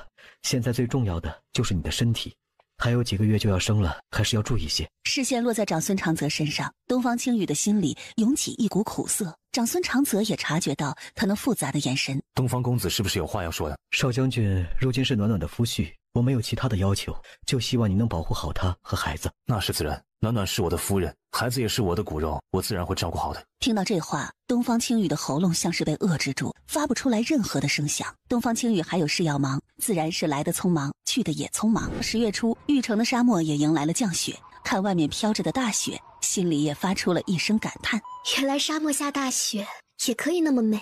沙漠下大雪虽然也不是第一次，但也不是什么好预兆。沙漠下大雪都那么冷，漠河下大雪应该会更冷吧？漠河。此时的裴志安就坐在屋子里，在桌前喝着东方青羽给他们送来的茶叶泡的茶。我刚刚煮了海鲜粥，你想不想吃饺子？待会儿再包点饺子。你会做吗？我可不会包饺子，不过剁馅儿我还是可以的。那就包点饺子。外面的雪越下越大了，这也不知道什么时候才能好。我们一定要注意些柴火，千万不能灭了。外面的温度越来越低，要是柴火灭了，可能会出人命的。你放心，这烧火的地方大，我们放的柴火多，是不会停的。这不禁让我想起以前在京都时，经常会想着围炉煮茶。现在倒是真有时间了，却是这样的光景。也不知舅舅现在怎么样了，其他的表弟们会不会被轩辕镜给……他的话没说完，但萧继云明白他的意思。你想太多也于事无补，我们两人现如今也只能等了。我倒是真的不想等。轩辕镜那个叛徒，那可是他亲爹，他怎么能和太傅一起同流合污呢？他是不是忘了舅舅对他有多好？可地位的诱惑力还是更大。师弟，这天寒地冻的，不然饿得快。等我出去了，我一定要好好感谢东方青羽。若是没有他帮忙，就那个官兵能把银子全要了。是啊，他带来的这一车木炭真的帮了很多忙。外面突然传来了一道敲门声。谁在外面？萧公子，是我。两位兄弟怎么了？是不是出什么事了？萧公子，我们同行的一个兄弟感染了风寒，但我们的风寒药已经吃完了。您有没有多出来的风寒药？能不能卖一点给我们呢？你们进来暖会儿，我去给你们找一些。谢谢萧公子，我们就不进去了，着急回去。那个兄弟再不用药就快不行了。快速的找到了一服药，又用油纸包了2斤红糖。听大夫说喝点红糖会舒服些，这里有一点红糖，你们赶紧回去吧，别耽误了时间。谢谢萧公子。他们怎么了？有个官兵感染了风寒，找我们买药。你出来做什么呀？那么冷。这不是怕出事吗？早就听说漠河冷，没想到会这么冷啊！多吃点热乎的东西就不怕冷了。你说那些官兵会不会是因为屋子里柴火不够，所以冷成这样？要不我们煮一锅饺子送过去给他们吧？煮一锅过去也凉了，送些我们刚刚包的饺子过去吧。明天我们再多包一点。想到那些官兵对他们之前的关照，萧继云也点头同意，提了2大筐包好的饺子，又找了些药草，装了些高粱酒，这才带了过去。萧公子，您怎么来了？我们包了饺子，给你们拿了些，待会煮了，给其他的弟兄们吃口热乎的。谢谢萧公子，谢谢。萧公子赶紧回去吧，若是有事再来找我们，我们一定帮忙。回到屋子里的萧继云也闻到了房间里那红薯的味道，他猜到了他们口粮应该不多，他找来了裴志安，说了下他们那边的情况，也把自己的打算说了。那你打算给多少啊？500斤大米，200斤面粉，红薯1000斤，大白菜200斤，蔗糖30斤，生姜20斤，腊肉50斤，蔬菜干1包，干货海鲜1包，辣椒干1包。你觉得如何？那就给吧。这一路上他们确实照顾我们挺多的，这些粮食我们也吃不完。裴志安轻叹了口气，他们也不容易啊。天灾以后，粮食价钱大涨，野猪肉才30文1斤，西凉后来涨到600文1斤，根本买不起。天快暗下来时，两人才扛着打包好的米面红薯去官兵住的地方。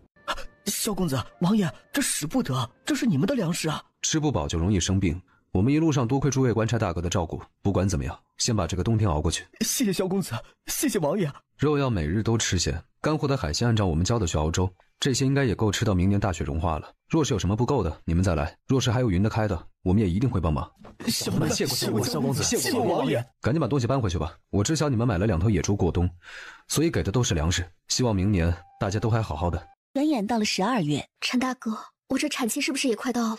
还没那么快，估计还得半个月才能生。那也好，这样算时间也没有人看得出来是吗？别担心，你生产的房间和生产所需要的东西我都已经准备好了，而且有4个接生经验十分丰富的嬷嬷在，不会有事的。我知道的。宋暖回着，手轻轻地抚摸在他的小腹上，也不知道萧继云知不知道他快生产了，孩子生出来会像他多一些，还是像萧继云多一些。12月18号午时，在吃点心的宋暖突然觉得小腹一阵坠痛，脸色也蓦地一变。暖暖，是不是要生了？我去喊嬷嬷，我去让人准备热水。少将军，少夫人她快生了，把她抱到产房去吧。放在床上吗？先放床上，接生这事儿我不行，得让接生的嬷嬷来。接生的4个嬷嬷都已经匆匆地赶来了，宋暖痛得冷汗直流。嬷嬷，暖暖没事吧？少爷，这里是产房，您还是先回房去吧。少夫人若是生了，再让丫鬟通知您。我就在这里，暖暖若是有事，我也可以第一时间知道。明明不是他的孩子，他却有了一种做爹的焦虑。里面的声音开始不间断地传来，宋暖一时叫唤，一时没声，让外面的人也都担心极了。长孙长泽在外面来来回回地走，4个男人守在门口等着。伴随着婴儿的啼哭声，迷迷糊糊间，宋暖听到丫鬟对外面说道：“恭喜少爷，喜得贵子，少夫人生了个男孩。”后面那些人在说些什么，宋暖不知道。他感觉自己很累，闭着眼睛就睡过去了。等他醒过来的时候，睁开眼就看到长孙长泽坐在床前，还紧握着他的一只手。长孙长泽。暖暖，你醒了，你吓死我了！你这一觉直接睡了3日，我还以为……他没敢继续说。饿了吧？我去让嬷嬷给你端些吃食过来。宋暖还想问孩子的事儿，长孙长泽已经走了。他闭了闭眼，就听外面传来了一道声音。嬷嬷端着热气腾腾的吃食过来，秦妈妈也抱着孩子来到了他的面前。少夫人，您瞧瞧，小少爷长得真好看，别的孩子生出来都会丑一阵子，小少爷生下来红彤彤的，今儿个才第4日。哎呀，这小少爷白白嫩嫩的，真是可人极了。这几日我昏迷，孩子他吃什么？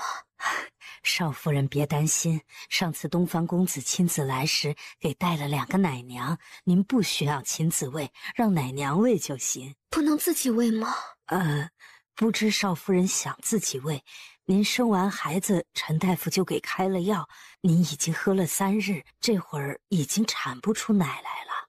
就算了吧，我就是问问。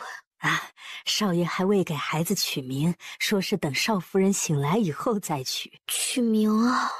宋暖一时间竟然不知该怎么取。少夫人别急，先吃些东西，吃饱了再想取名的事儿。将枕头垫高，长孙长泽就进来了。嬷嬷，让我来吧，来，先喝点汤。宋暖吃完以后又喝了一碗汤，他眨了眨眼，有些无辜地看着长孙长泽。还饿？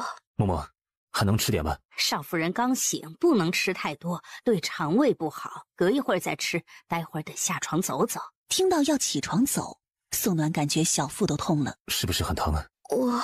宋暖尴尬的不行。很疼的话就休息会儿，不用听嬷嬷的。宋暖尴尬的想哭。我要换裤子，你能不能出去一下？我去帮你把嬷嬷叫过来。不用了，我自己可以的。小爱在呢，宿主。淘宝系统有没有安睡裤买？小爱已经为宿主找到产后安睡裤，宿主可前往购买。买了几10条，这才把湿漉漉的蟹裤换下，换上安睡裤，再把新的衣服穿好。他收拾好，一打开门，看到他，长孙长泽担心地说：“好了吗？”嬷嬷说你让我给孩子取名。你毕竟是孩子母亲，你要是感觉取不了大名的话，那就先取小名，等恢复以后再让爹取一个也好。我也觉得孩子的大名还是回家再取，小名的话，想了想，那就叫喜宝吧。希望他的出生可以给我们所有人都带来好消息。喜宝挺好的。你是不是觉得不好？要不你给孩子起个小名？我确实不会取名。等他取了大名以后，把他的字给我取吧。好啊。这个孩子长孙长泽想要有些许参与感。谢谢你，长泽。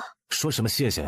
这些日子该说谢谢的是我。月子里没有手机，宋暖每日逗逗儿子，日子过得倒是快。月子做了1半多，过年了，大家忙得不亦乐乎。宋暖则是在房间里，陈文俊给他把脉，身体恢复得很好，恶露已经快没了，但你的身子还是有些虚，最近这段时间还是要好好休息，先把气血补足。其他没问题吧？其他的都没事儿，刚生产完的身子肯定很虚，只要好好休息就行。陈文俊犹豫了下，又加了句：不过刚生产完的身子不适宜行房事，且再次受孕会造成身体不可逆的伤害。陈大夫放心，我知道分寸。我待会儿在绝药房里配些药，先把气血补足。宋暖和长孙长泽都没解释，误会的人多了，而且他们成亲也是真的，他们并没有什么好解释的。这会儿应该也快出月子了，你小子真是太幸福了，也不知道是个小子还是女儿，我还是更喜欢女儿。哎，你呢？不管是男是女我都喜欢，我就是担心暖暖，她身子弱，这颠沛流离的日子也不知要什么时候才结束。说的也是，不管生男孩子还是女孩子都挺好的。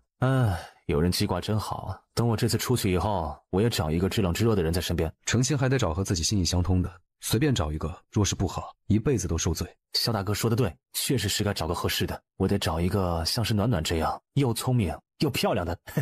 确实，暖暖她是个很优秀的女子。也是阴差阳错，他和暖暖2个人成亲，所幸一切都刚刚好。和裴之安准备了年夜饭，他们2个人愣是整了一大桌6菜1汤放在桌上，这菜色都是宋暖平日里喜欢吃的。萧纪云是真的太想他，所以才煮了他平日里喜欢吃的菜。裴之安倒是没发现什么异常，他们2人一边吃菜一边喝酒，开心的不行，也不知道是太高兴了还是其他，裴之安竟然睡着了。萧纪云也没有喊他，吃着吃着他的眼眶也不知怎么回事就被烟给熏着了，红着眼眶，萧纪云觉得自己真的很对不起宋暖，也不知道他此时怎么样了。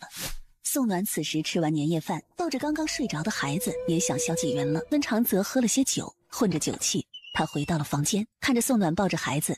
怎么抱着喜宝啊？嬷嬷说了，你现在还在月子里，不能抱孩子，要多躺着。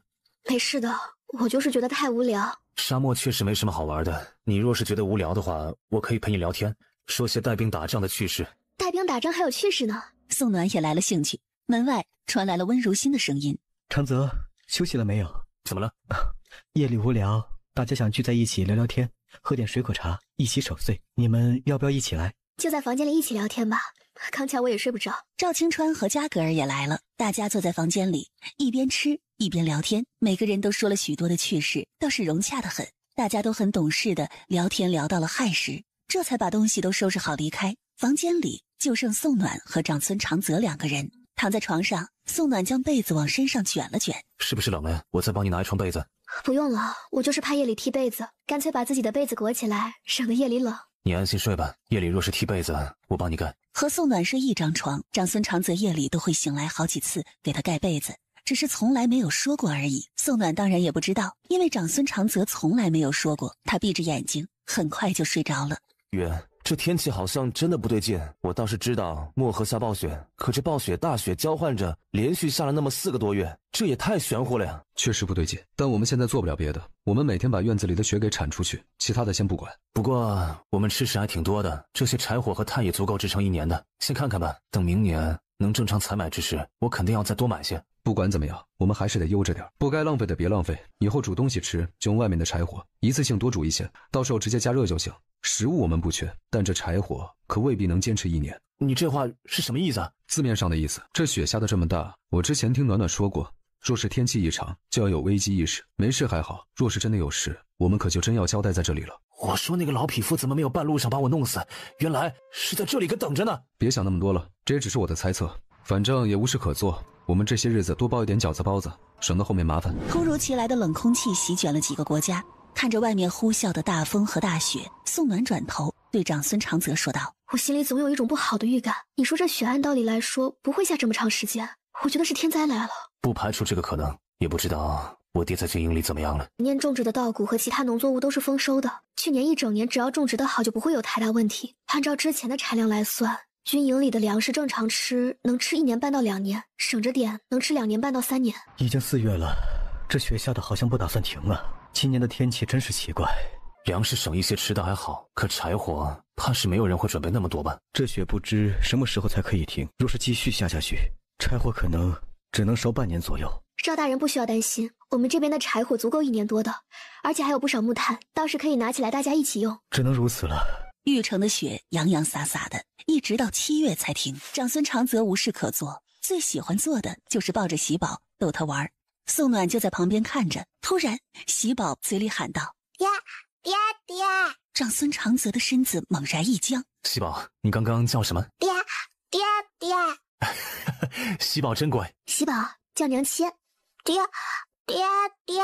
秦妈妈也是笑道：“少夫人别着急，爹爹顺口，娘亲就会拗口，过段时间小少爷就会喊了。”人家都说先叫爹爹，爹辛苦，看来我以后得再努力些了。赵青川笑着说：“那你可真得努力些，以后娶媳妇可得准备许多聘礼呢。当初我们在大草原，厉害的男人才能娶得到媳妇儿，自己不优秀，就算聘礼再高也不行。长泽和暖暖都那么优秀，他们的孩子肯定比他们还优秀，肯定不需要担心了。都说儿子和爹亲，女儿和娘亲，等小少爷再大些，再生个小小姐，有儿有女的，也就圆满啦。”宋暖一时不知道该怎么接话，长孙长泽就先开口了：“一个就够了。暖暖他生这个臭小子时，我都怕得不行，我可不舍得让他再来一次这样的罪，我会心疼的。”心疼是真的，但生不生肯定不是他说的算。可惜大家这样说，他也只能先护着宋暖。喜宝，来叫娘亲。爹爹！没良心的小东西，我怀你的时候累得要死，生你的时候痛得要死，你竟然先喊爹爹不喊娘亲。你别吃醋了，我多教一教他叫娘亲啊。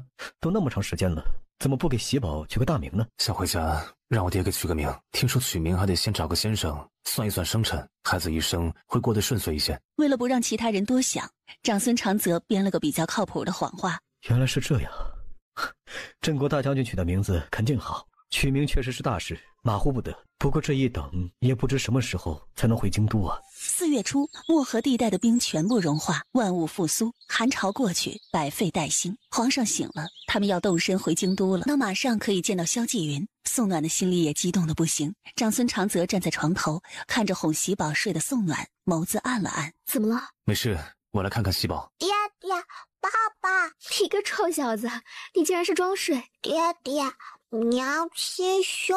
娘亲哪里舍得凶你？你不乖乖睡觉，待会儿爹地会打屁股。爹爹有话要伯伯爸。赶紧睡。爹爹，我娘亲要妹妹。喜宝，别瞎说。要妹妹。喜宝为什么突然想要妹妹了呀？陪喜宝玩。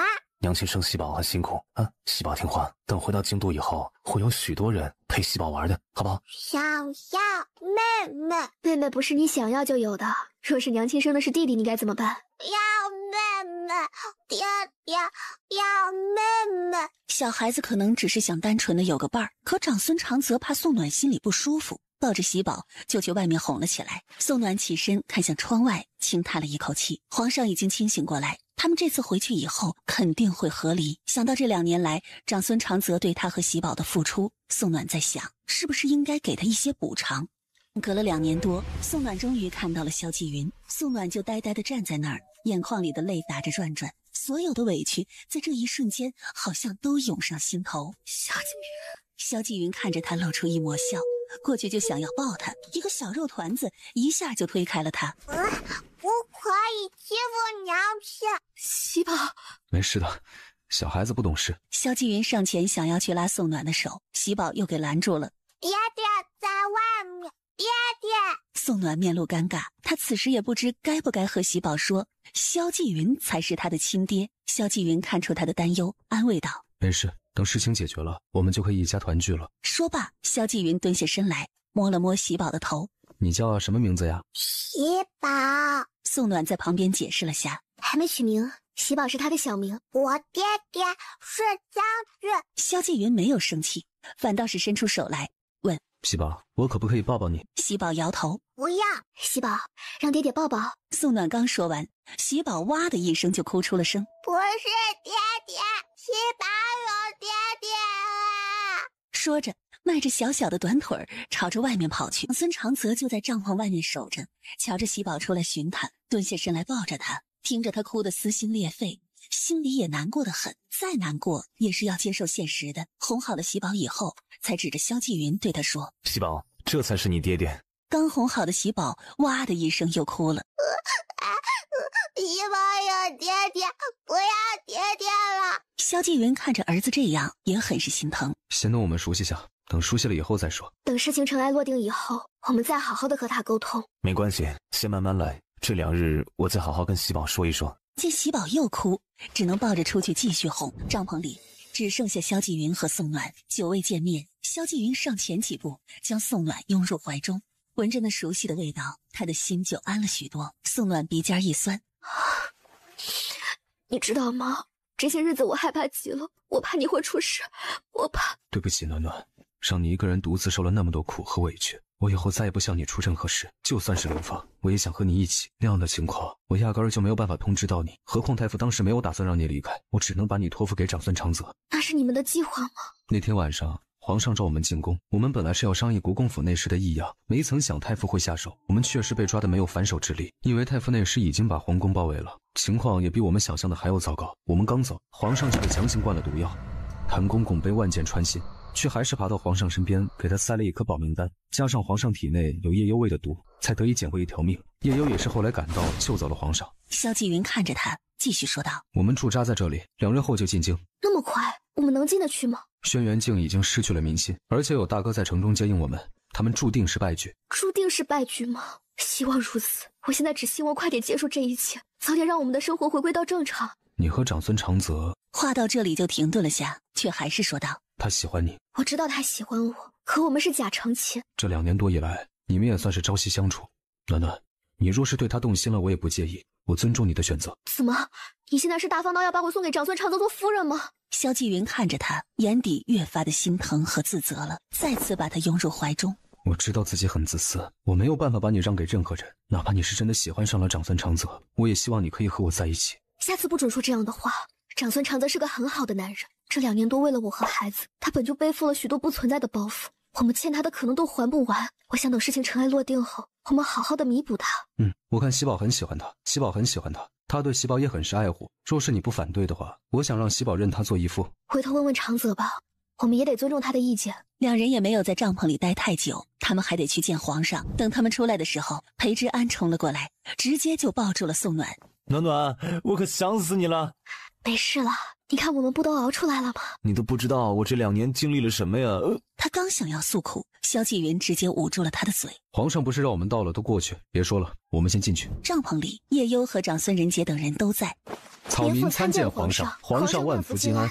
起身吧，宋姑娘，请见了许多。民妇一切安好，倒是皇上。眼前的皇上已然没有了之前的精气神儿。朕无碍，这2年多有叶幽的照顾，也恢复得很好。太傅设计谋杀朕的罪名肯定是成立的，朕的手里有龙符和玉玺在，他们是无论如何也狡辩不了。现在就是驻军的问题。大家都开始讨论。等商量完了这件事，皇上也单独的把宋暖、萧继云和长孙长泽父子留了下来。当初因为朕让宋姑娘夫妻2人和离，也让长泽和宋姑娘成了亲，所以朕想问问你们3人是怎么想的。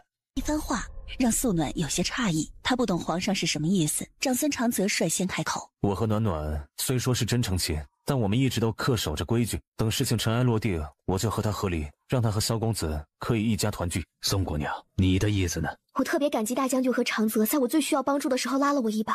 我和他成亲是真的，但我们说好了，等事情尘埃落定后就和离。何况我已经和萧继云有了孩子，所以我也不能违背自己的心意。说完，宋暖对着长孙仁杰行了个大礼。将军，我很感激将军府当初为我做的一切。如果有任何需要暖暖做的，只要暖暖可以做到，暖暖一定不会推辞。无妨，那是你们3人之间的事儿，只要你们协商好就行。谢谢将军。宋暖说着，看向长孙长泽。长泽，我知道你很喜欢喜宝，和他也有了感情。若是你不介意的话，我和纪云希望你可以做喜宝的义父，这样你也还是喜宝的爹爹。长孙长泽心里泛着苦涩，他知道会是这样的结局，其实心里也都已经想过了无数遍。可在宋暖嘴里说出来时，他感觉自己的心很痛，好像被钝刀一刀一刀的割着，却只能装作若无其事，微笑着回答：好，我也很喜欢喜宝。萧继云心里很不是滋味，他想了想，才对长孙仁杰和长孙长泽行了个大礼。纪云谢过将军和少将军对暖暖这2年多的照顾，为了暖暖，将军府做出了许多让步，日后若是有纪云可以帮得上忙的，纪云在所不辞。萧公子客气了，暖暖也是受到了牵连，所以才遭受了这些罪。我长孙家誓死效忠皇上，自然也要保护皇上想保护的人，这是我们长孙家应该做的。哪有什么该做的，不过是因为长孙长泽真心的喜欢宋暖而已。不管何时，我都尊重暖暖的意见。少将军是个好人，少将军为我们夫妻做的牺牲，我们铭记在心，日后一定会回报。萧公子说这话就太过见外了，一切都是为了离国和百姓。等皇上再次回宫，我会和他们都说清楚，我和暖暖是假成亲，这样也不会让别人多想。再怎么样，他也不想让天下人误会暖暖是个3心2意的女人。那就麻烦少将军了。皇上见他们似乎都已经商量好了，余下的话也都咽了下去。长孙仁杰和皇上很快的出去了，帐篷里剩下宋暖3人，气氛一时间竟然有种诡异。还是宋暖先开口打破了这样的沉默：你们俩是不是有话要说？可以吗？那你们聊，我去看看喜宝。等宋暖出了帐篷，长孙长泽才开口：你有什么话就问吧。少将军，你喜欢暖暖吧？长孙长泽没隐瞒，回道：确实喜欢暖暖，以前的喜欢并不算太强烈，但相处的这2年多时间里，我承认自己爱上了他，不过这是我自己的事，我可以处理好。我欠你一句感谢。我知道当初你和暖暖成亲是为了不让他进宫，如果他进宫了，他肯定会被太傅府的人欺压。若不是你用将军府的兵权作为交换，还安插将军府的暗卫一路保护我们，我和治安说不定都会死在流放的路上。我很感激你，但是我却没办法说出让暖暖和你不要和离的话，就当我自私。若是暖暖愿意，我可以接受你。萧继云说的隐晦，长孙长泽却是听明白了，他心里掀起一阵波涛，却还是很清楚宋暖的选择。我做的这些更多是为了离国的百姓，你不用有任何心理负担。如果真要说这些，暖暖去军营开荒地，还和东方青羽免费提供了那么多物资，我爹也是因为这些才能安然无恙地度过这1年多。总之，谢谢你。长孙长泽拍了拍他的肩膀。暖暖真的很爱你，他一直都很想你，所以不要辜负他的爱。能够被自己喜欢的人坚定不移的选择，真的很幸运。最起码，他没有被这样坚定的选择过。我也不想因为这件事情影响以后，所以说出来的话会很直白，不是故意激将你，还望见谅。我明白，这种事情确实说开了反而比较好。我其实也会有一点点的期待，希望暖暖会选择我，但我心里很清楚，他对你的感情有多深，对我也只是感激之情。为男人，萧继云突然也觉得长孙长泽这话说的有多心酸。我不知道暖暖有没有喜欢你，但他确实心动了。你很优秀，会心动是很正常的事。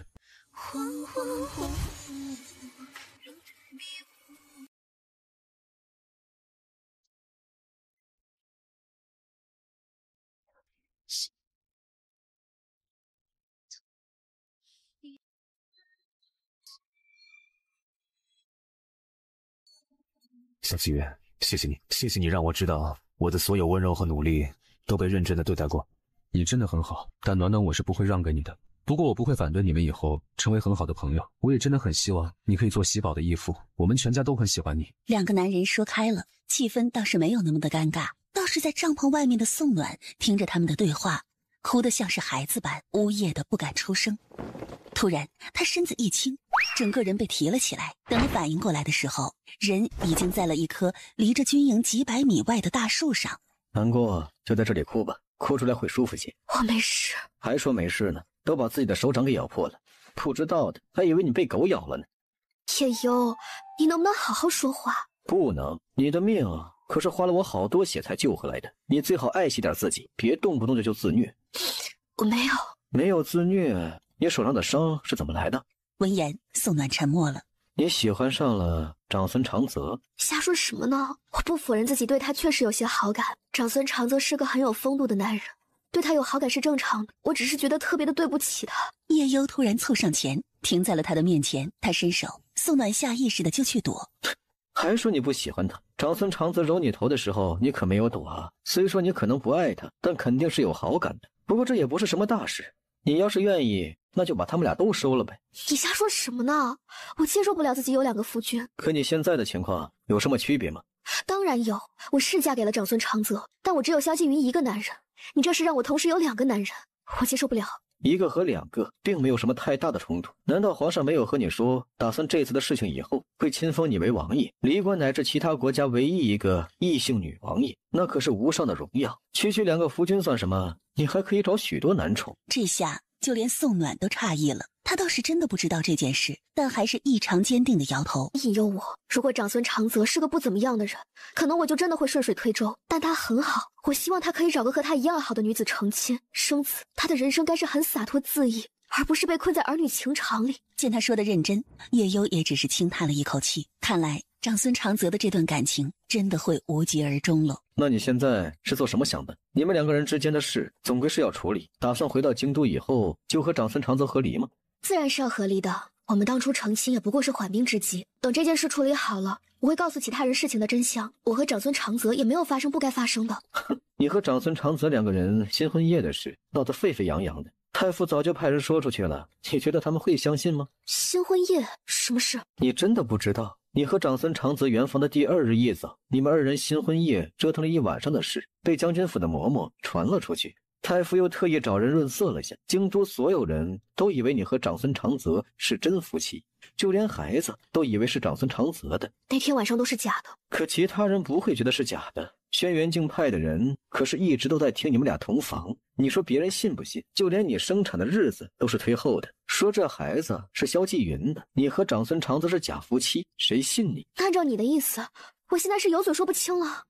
我是觉得没必要说，我说这些呢是为了提醒你。当然了，其他人都不会觉得这有什么，毕竟在天下人的心目中，你和萧继云才是假成亲。宋暖这时才意识到萧继云为什么一开始会问这样的话，所以萧继云是觉得我和长孙长泽2个人也在一起了。这话我可没有说，但关于你们那些事确实传得挺多的，而且军营里的人都相信你和长孙长泽才是真夫妻。在军营时，你睡的不就是他的帐篷吗？我睡他的帐篷，但他没有在帐篷睡。其他人不会在乎这些的，也不会在乎你们两人之间到底是怎么样的。你若是做了女王爷，有几个王夫也是很正常的事。你为离国百姓做了那么多，不会有人介意的。想到这里，叶幽的眸子微微的眯着。若是你要其他的王夫，不如看看我觉得我也可以。叶幽，我开玩笑的，但我说的也是认真的。你好好的考虑一下，长孙长泽这个人真的不错。2个夫君在离国并不是什么特立独行，那些公主郡主不都有许多面首吗？叶幽觉得宋暖有些刻板，喜欢2个人并没什么错，人一辈子又不是只能喜欢1个人。到底宋暖没有继续这个话题。娘亲，喜宝有没有乖乖听话？喜宝乖。喜宝拍了拍自己的胸脯，又指着萧继云。伯伯，喜宝喜欢伯伯吗？伯伯，不是爹爹。宋暖听明白了喜宝的意思。那喜宝以后多和伯伯一起玩好不好？好。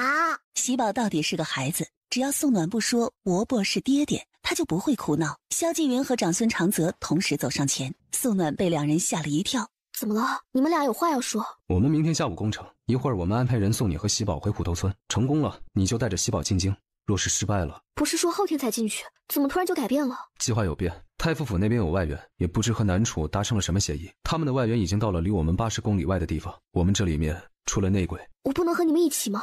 太危险了，你和喜宝都是我们最重要的人，你们2个人绝对不能有事。萧继云顿了顿，才说道：我们现在怀疑那个内鬼是东方府的人。你们怀疑青羽？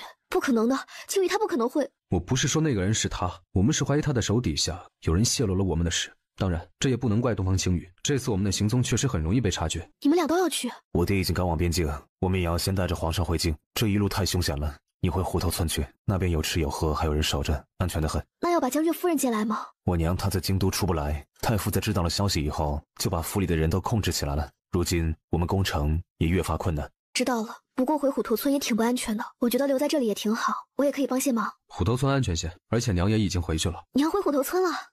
回虎头村了。如果情况有变，就带全村的人躲进我们建的地下室里。那你们小心些。他想了想，还是说道：有没有什么缺的？我这边可以给你们拿一些。皇上早就囤了粮，京都这边有充足的粮草，这些倒是不缺。那我拿些糖吧，可以快速的补充体力，也方便携带。那我们去准备下。长孙长泽应了一声，也没有多问，自己带着喜宝玩。2人来到了帐篷里，对着萧继云问：面粉和大米不需要吗？暂时不需要，皇上之前储存了许多粮食，都是在各地种的，就是为了以防万一。我再买一批粮食，你们可能会遇到一些困难，这批粮食能够帮助你们。和皇上商量下吧。可是那么多的粮食，我该怎么样才能拿出来？你信长孙长泽吗？信的吧。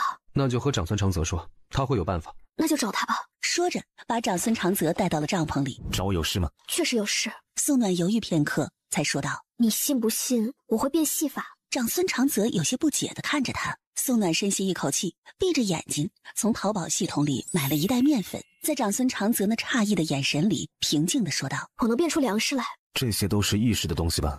我又不是傻子，你至于把我当傻子糊弄吗？你怎么知道的？高僧说你是意识之人，也是神女，你手里那些种子和粮食都和我们这个时代东西不一样。这件事高僧和我们几个人都说过，所以你不管做什么，我们都不觉得稀奇。好吧。宋暖想了想，又问：那你还知道些什么？高僧没说太多，一开始他也只说你是神女。皇上出事前，他曾经说过你是意识之人，让我们无论如何都要保护好你，不能让你出现任何意外。宋暖把他要拿出10万斤大米和10万斤面粉的事儿和他说了。长孙长泽想了想，别在这里拿出来，等会儿我带你去偏僻些的地方，到时候再拿出来。好。要去放粮食，喜宝也由萧继云带着，长孙长泽和他一起骑马前往。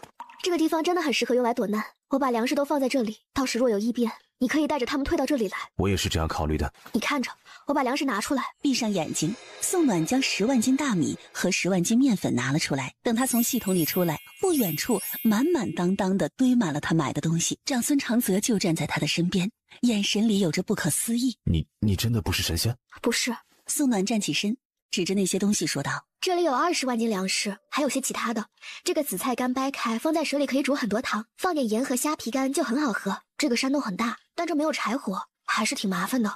柴火不用担心，我到时会让人送过来。你说的没错，这里确实是可以当做退路。你刚刚就这样闭上眼睛，旁边就可以无缘无故的出现那么多东西，你里面的东西是取之不尽的吗？不是，等我的钱用完了就买不到了。那你还是别拿出来了，省着点，等有用的时候再买。放心，这些都是在做活动时买的，很便宜。你心里有数就好了，我还是希望你可以多为自己考虑些。那是自然，可现在的形势不是很好，不管怎样，我都希望你可以平安。放心吧，我肯定会平安的。长孙长泽顿了顿，迟疑了下，才说道：暖暖，我有句话想说，希望你别生气。你说，我肯定不会生气。我知道现在的局势对我们来说也很是不利，你现在有了喜宝，我希望你别什么事情都想着别人，多想想自己和孩子。我希望你可以自私点，若是真出什么事，我希望你先保全自己和孩子。他的话隐晦，宋暖却是听得懂。他点头，我知道了，我们先回去吧。此时已经是晚上了，他们远远的到了军营里，就看到那边已经打起来了。宋暖心里咯噔了下。喜宝，萧纪云，你找个地方躲起来，我回去看看。我要去找喜宝。暖暖，快带喜宝先走。是大哥的声音。怎么回事？我们这里有内鬼，我们所有的动作都被知道了。我们这里有内鬼，我们所有的动作都被知道了。皇上和安亲王都受了重伤，萧公子和夜游公子还在那边，我们的人支撑不住，他们派了起码有5万精兵，而且还有火药。少将军，我们先撤吧，留得青山在，不怕没柴烧啊！我不能走，萧纪云还在那边。你在想什么？现在赶紧撤离，抱着喜宝走，我回去。你们都走，我回去。我会帮你把萧纪云和夜游带回来，你带他们去山洞，其他人我晚些带过来。长孙长泽，你们一定要平安回来。好，你快走。他们刚走没一会儿，一辆马车就过来了，是东方府的马车。宋暖想到长孙长泽说的话，拦在了马车面前。东方青羽掀开帘子，催促道：快点上马车。东方青羽，你到底是谁的人？暖暖，先上车，我解释给你们听。魏如仙，你怎么了？那间不是东方府的人，是我的小厮，我真的很抱歉。打开山洞的门，宋暖让他们赶紧都进去。你刚刚说的话是什么意思？我也不知道我爹藏着那么深的心思。傍晚时我心情不好去散步，也不知走到了哪里，听到了我的小厮给人汇报我们这边的情况。我不敢声张，就躲起来偷听，结果才知道内鬼不是东方府的人，是我一直很信任的小厮。他曾经救过我的命，我以为他是完全效忠我的，没想到。那你身上的伤？小厮发现了我，他们把我抓回去，我爹狠狠地用家法处置了我，是我妹儿把我偷偷放走的。我就去找青羽，从他们家前庄的地下密道处成的。对不起大家，是我连累了大家。现在外面的形势怎么样了？太傅派人在中途拦截大将军，想要取他的性命。如今将军府也被控制了起来，因为将军府不肯归顺新帝，拿出军权。将军夫人的情况我也不知道怎么样了。虎头村，我们得派人去虎头村通知这个消息，他们得藏起来。别担心，我的安卫已经提前给我飞鸽传书，他们已经把所有能转移的东西都转移到了安亲王当初建的密室里。那些人是绝对找不到密室，密室里有空气，有吃的喝的。半个月前，他们已经搬到密室里住，楼里也没人了。听到虎头村的人都安全，宋暖也就放心了。这里没有柴火，我们需要点柴火。你们稍等下。哪里来的这些啊？我和长孙长泽之前存放了一批物资放在这里，想着若是出现了意外就有地方可退，没想到我们还没到军营那边就出事了。都怪我。这不是你的错，做错事的人也不是你，你没有必要自责。你好好休息，你身上的伤也很重。少将军夫人，有没有什么我们可以帮忙的呀？你们烧点热水，待会儿熬点粥，我去搬些米和蔬菜干出来。我还担心没吃的，我们该怎么办啊？刚说着，外面突然就传来了一阵声响。宋暖几人马上举着火把过去，就和叶幽碰到了。叶幽的身后，萧纪云和长孙长泽浑身是血，宋暖嘴巴微张，却一个字都说不出来。先进去再说。你俩怎么了？纪云差点被抓，长孙长泽为了救他，后背挡了一剑。不过你放心，这些伤势严重，却不足以致命。我们现在不能出去了，这段时间太傅一定会疯狂的找我们，大家谁都不能出去，出去了就是找死，其他人全都战死了。叶幽说这话的时候，眸子里满是怒意，他真的没想到事情竟然会变成现在这样。是我的错，随安，这不是你的错，你别想那么多，好好的休息。现在大家最需要的就是休息。我们得在这里住多长时间？大概几个月，最起码要等他们把伤养好。外面的人会找我们很久，我们那么多人很被动。那其他人怎么办？我们现在已经顾不到其他人了。你看纪云他们几人受的伤，起码得休养大半年以上。还有他，那个他说的自然是皇上。他可能撑不了多长时间了。宋暖也沉默了。突然，外面传来喜宝的哭声，将两人的思绪拉回。看到喜宝趴在长孙长泽的身边，哇哇哭着：“爹爹，爹爹，喜宝，爹爹，爹爹流血了，好多血。”喜宝不怕，爹爹他没事，爹爹他需要休息。喜宝不要吵爹爹好吗？喜宝乖。他呜咽着扑在宋暖的怀里，哭得一抽一抽。哭着哭着，喜宝又睡着了。这段时间可能都要待在这里。一会儿我会拿些盖子出来，大家都辛苦了，待会儿喝完粥就早些休息。山里的夜很凉，你们要垫一床盖一床，2个人一起睡，大家挤挤。谢少将军夫人。精兵们也都把他们的床铺好了，他们是单独的在另一边。你晚上就住在里面，我们住外面就行。我知道，我想抱喜宝过去睡。喜宝就在外面这里睡就好，人多，大家都能看得到。你一个人待太累了。宋暖想了想，问：那几个嬷嬷和丫鬟？他们没有逃脱。东方青羽深吸一口气，我倒是会打点好他们的家人，不会让他们白死的。之前是我太着急了，不好意思，我不该怀疑你的。傻不傻？别有那么大的心理负担，这不是你的错。我知道的，你也累了，先喝点粥，有什么事明天再说。你先睡吧，我们马上就包扎好了。也不知道外面是不是天亮了，只睡了2个多时辰，宋暖就醒过来了。皇上、裴之安、长孙长泽4人都没有醒，先醒过来的是萧继云。宋暖见他醒了，激动的眼泪都快出来了。你醒了？我没事。长孙长泽怎么样了？他为了救我被射了一箭，他好像伤得比我重。他还没醒，你别急，你们伤的虽然重，但还没有威胁到生命，多养养就好了。萧继云伸手想要去摸他，手都抬不起来。宋暖想要上前，喜宝突然就跑了过来。要吃，爹爹疼。他刚想说爹爹在这儿，精兵也过来说：少将军夫人，少将军发高烧了，你去看看。你现在的身份还是长孙长泽的夫人。好，大哥，帮我照顾一下纪云，给他弄点粥和红糖水。长孙长泽才刚醒，眉头皱得深，一双眼睛看着旁边，脑子里乱哄哄的。少将军，少将军夫人来了。你怎么样了？没事吧？长孙长泽看着面前的女人，张了张嘴。你是我夫人。宋暖诧异的看着他。长孙长泽，你怎么了？我成亲了。爹爹，爹爹！喜宝，不可以压在爹爹身上，爹爹受伤了，身上全部都是伤，你压到爹爹，爹爹会疼的。爹爹，你还疼吗？爹爹不疼。不知为何，长孙长泽只觉得面前的女人和孩子好像对他特别的重要，可他好像什么都不记得了，他的脑海里全都是空白一片。长泽，你怎么了？长孙长泽摇头。我好像什么都不记得了，我脑子里一片空白。他伸手拉住宋暖的手，脸颊上浮现着淡淡的笑。不过没关系，有夫人和孩子，我应该是过得很幸福。我们现在是落难了吗？是爹爹。喜宝拉着宋暖的手，要吃，爹爹。放心吧，我肯定会保护好你和孩子。长孙长泽说着，咳嗽了一声，他的唇角就溢出鲜血来。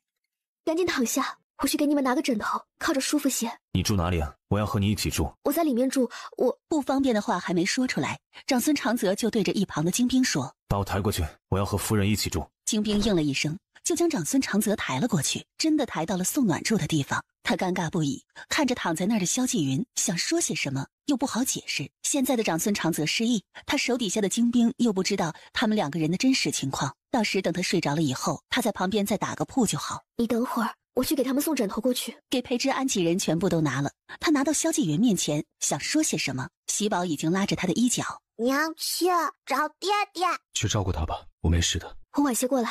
回到里面，精兵已经盛了一大碗的粥在那儿等着了。少夫人，少将军说要您喂。辛苦了，你去休息吧，我来就行。宋暖拿着粥，一口一口的喂着长孙长泽，喜宝就坐在旁边，笑眯眯的看着爹爹和娘亲的互动，小脸上全都是欢喜。喂完粥，宋暖问：还要不要？不要了。你休息会儿，我拿几包米出去。夫人。长孙长泽拉住了宋暖的手。你为什么对我不咸不淡的呀？我们感情不好吗？没有，你别多想，我就是担心。别担心，虽然我不记得了，但我肯定会和曾经一样带给你幸福。好好休息，先把身子养好，我才能放心。好。松开宋暖，长孙长泽努力的想要去想些什么，可一想脑子里就痛得不行，像是要炸开锅一般的难受。宋暖提着米出去，又提了2袋面粉出去，受伤的人还是要吃得好些，他该怎么样才能买些吃的出来，而不被人觉得很奇怪呢？刚在想着，叶幽就出现在了他的身边。我打算去抓些野鸡，他太虚弱了，受伤的人都需要补补。你不是说了那些人都在外面搜寻我们，我们现在出去的话，不就是在告诉他们我们的地址？我功夫好，他们追不到我的。太危险了，我会想办法的。叶幽蹙眉，刚想说些什么，东方青羽就过来了。人参我这里有，我的马车上有几十株百年人参和野山参，还有其他的补品。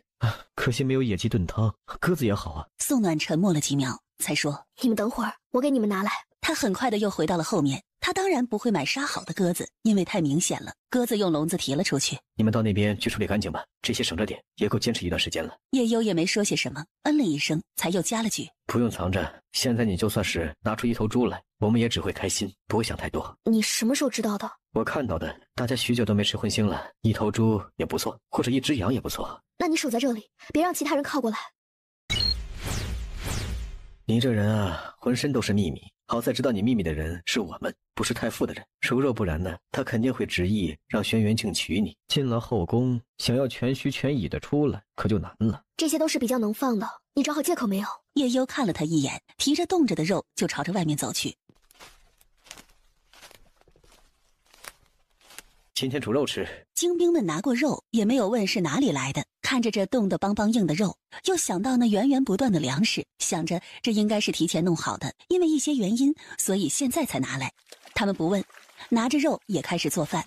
太傅发动了几万的兵力地毯式搜索，却都没有搜索到他们这群人在哪里。这群人就像是人间蒸发了一般。轩辕镜小心翼翼地看着太傅，外祖父，我们还要找吗？找，一定要找，一定要派人一直找，我就不信找不到他们。再找2个月，2个月以后，若是他们还不出来，那就把将军府的人全部拉出来游街。我就不信长孙仁杰逃到外面去，还会不管他的夫人和家人。外祖父说的是，这些奏折还请外祖父多费心，这先去后宫了。等轩辕镜离开，太傅的神色才慢慢的冷下来。位置给了那个废物，真是一点用都没有，早知我就自己上了。说不是名不正言不顺，他哪里会让那个废物登上他梦寐以求的位置？不过没关系，他能等。想到这儿，太傅在御书房里忍不住的哈哈大笑。在山洞里待了半个多月，他们似乎也挺习惯在这里住着。恢复不好的便是长孙长泽，这段时间他的神智都好像是反反复复的。陈文俊给他把了脉以后，也是担忧的说道：只能先吃药稳定下情况。少将军的情况看起来不是很好，他这样的失忆是永久性的还好，我最怕的是他会退化记忆。退化记忆是什么意思？就是他可能会因为记忆的衰退导致心智上的退化，到时候可能会需要人照顾。没有办法吗？若是我爷爷还在的话还好，他的经验还是比我足，我在这方面没有太大的把握。如果有药的话，我能维持他现在的情况不恶化。要什么药？你写下来，我看看有没有。麝香有的话是最好的，那是活血化瘀的药材。写完药材，萧继云就拿过纸和宋暖一起到了后面，进入淘宝系统里，把药材一样一样的搜索，然后买下来。买完药对萧继云说：也不知道这些药对长孙长泽有没有用，他现在的情况看起来真的不是很好，我心里其实还挺担心的。别想太多，我相信长泽他自己也不想的。如果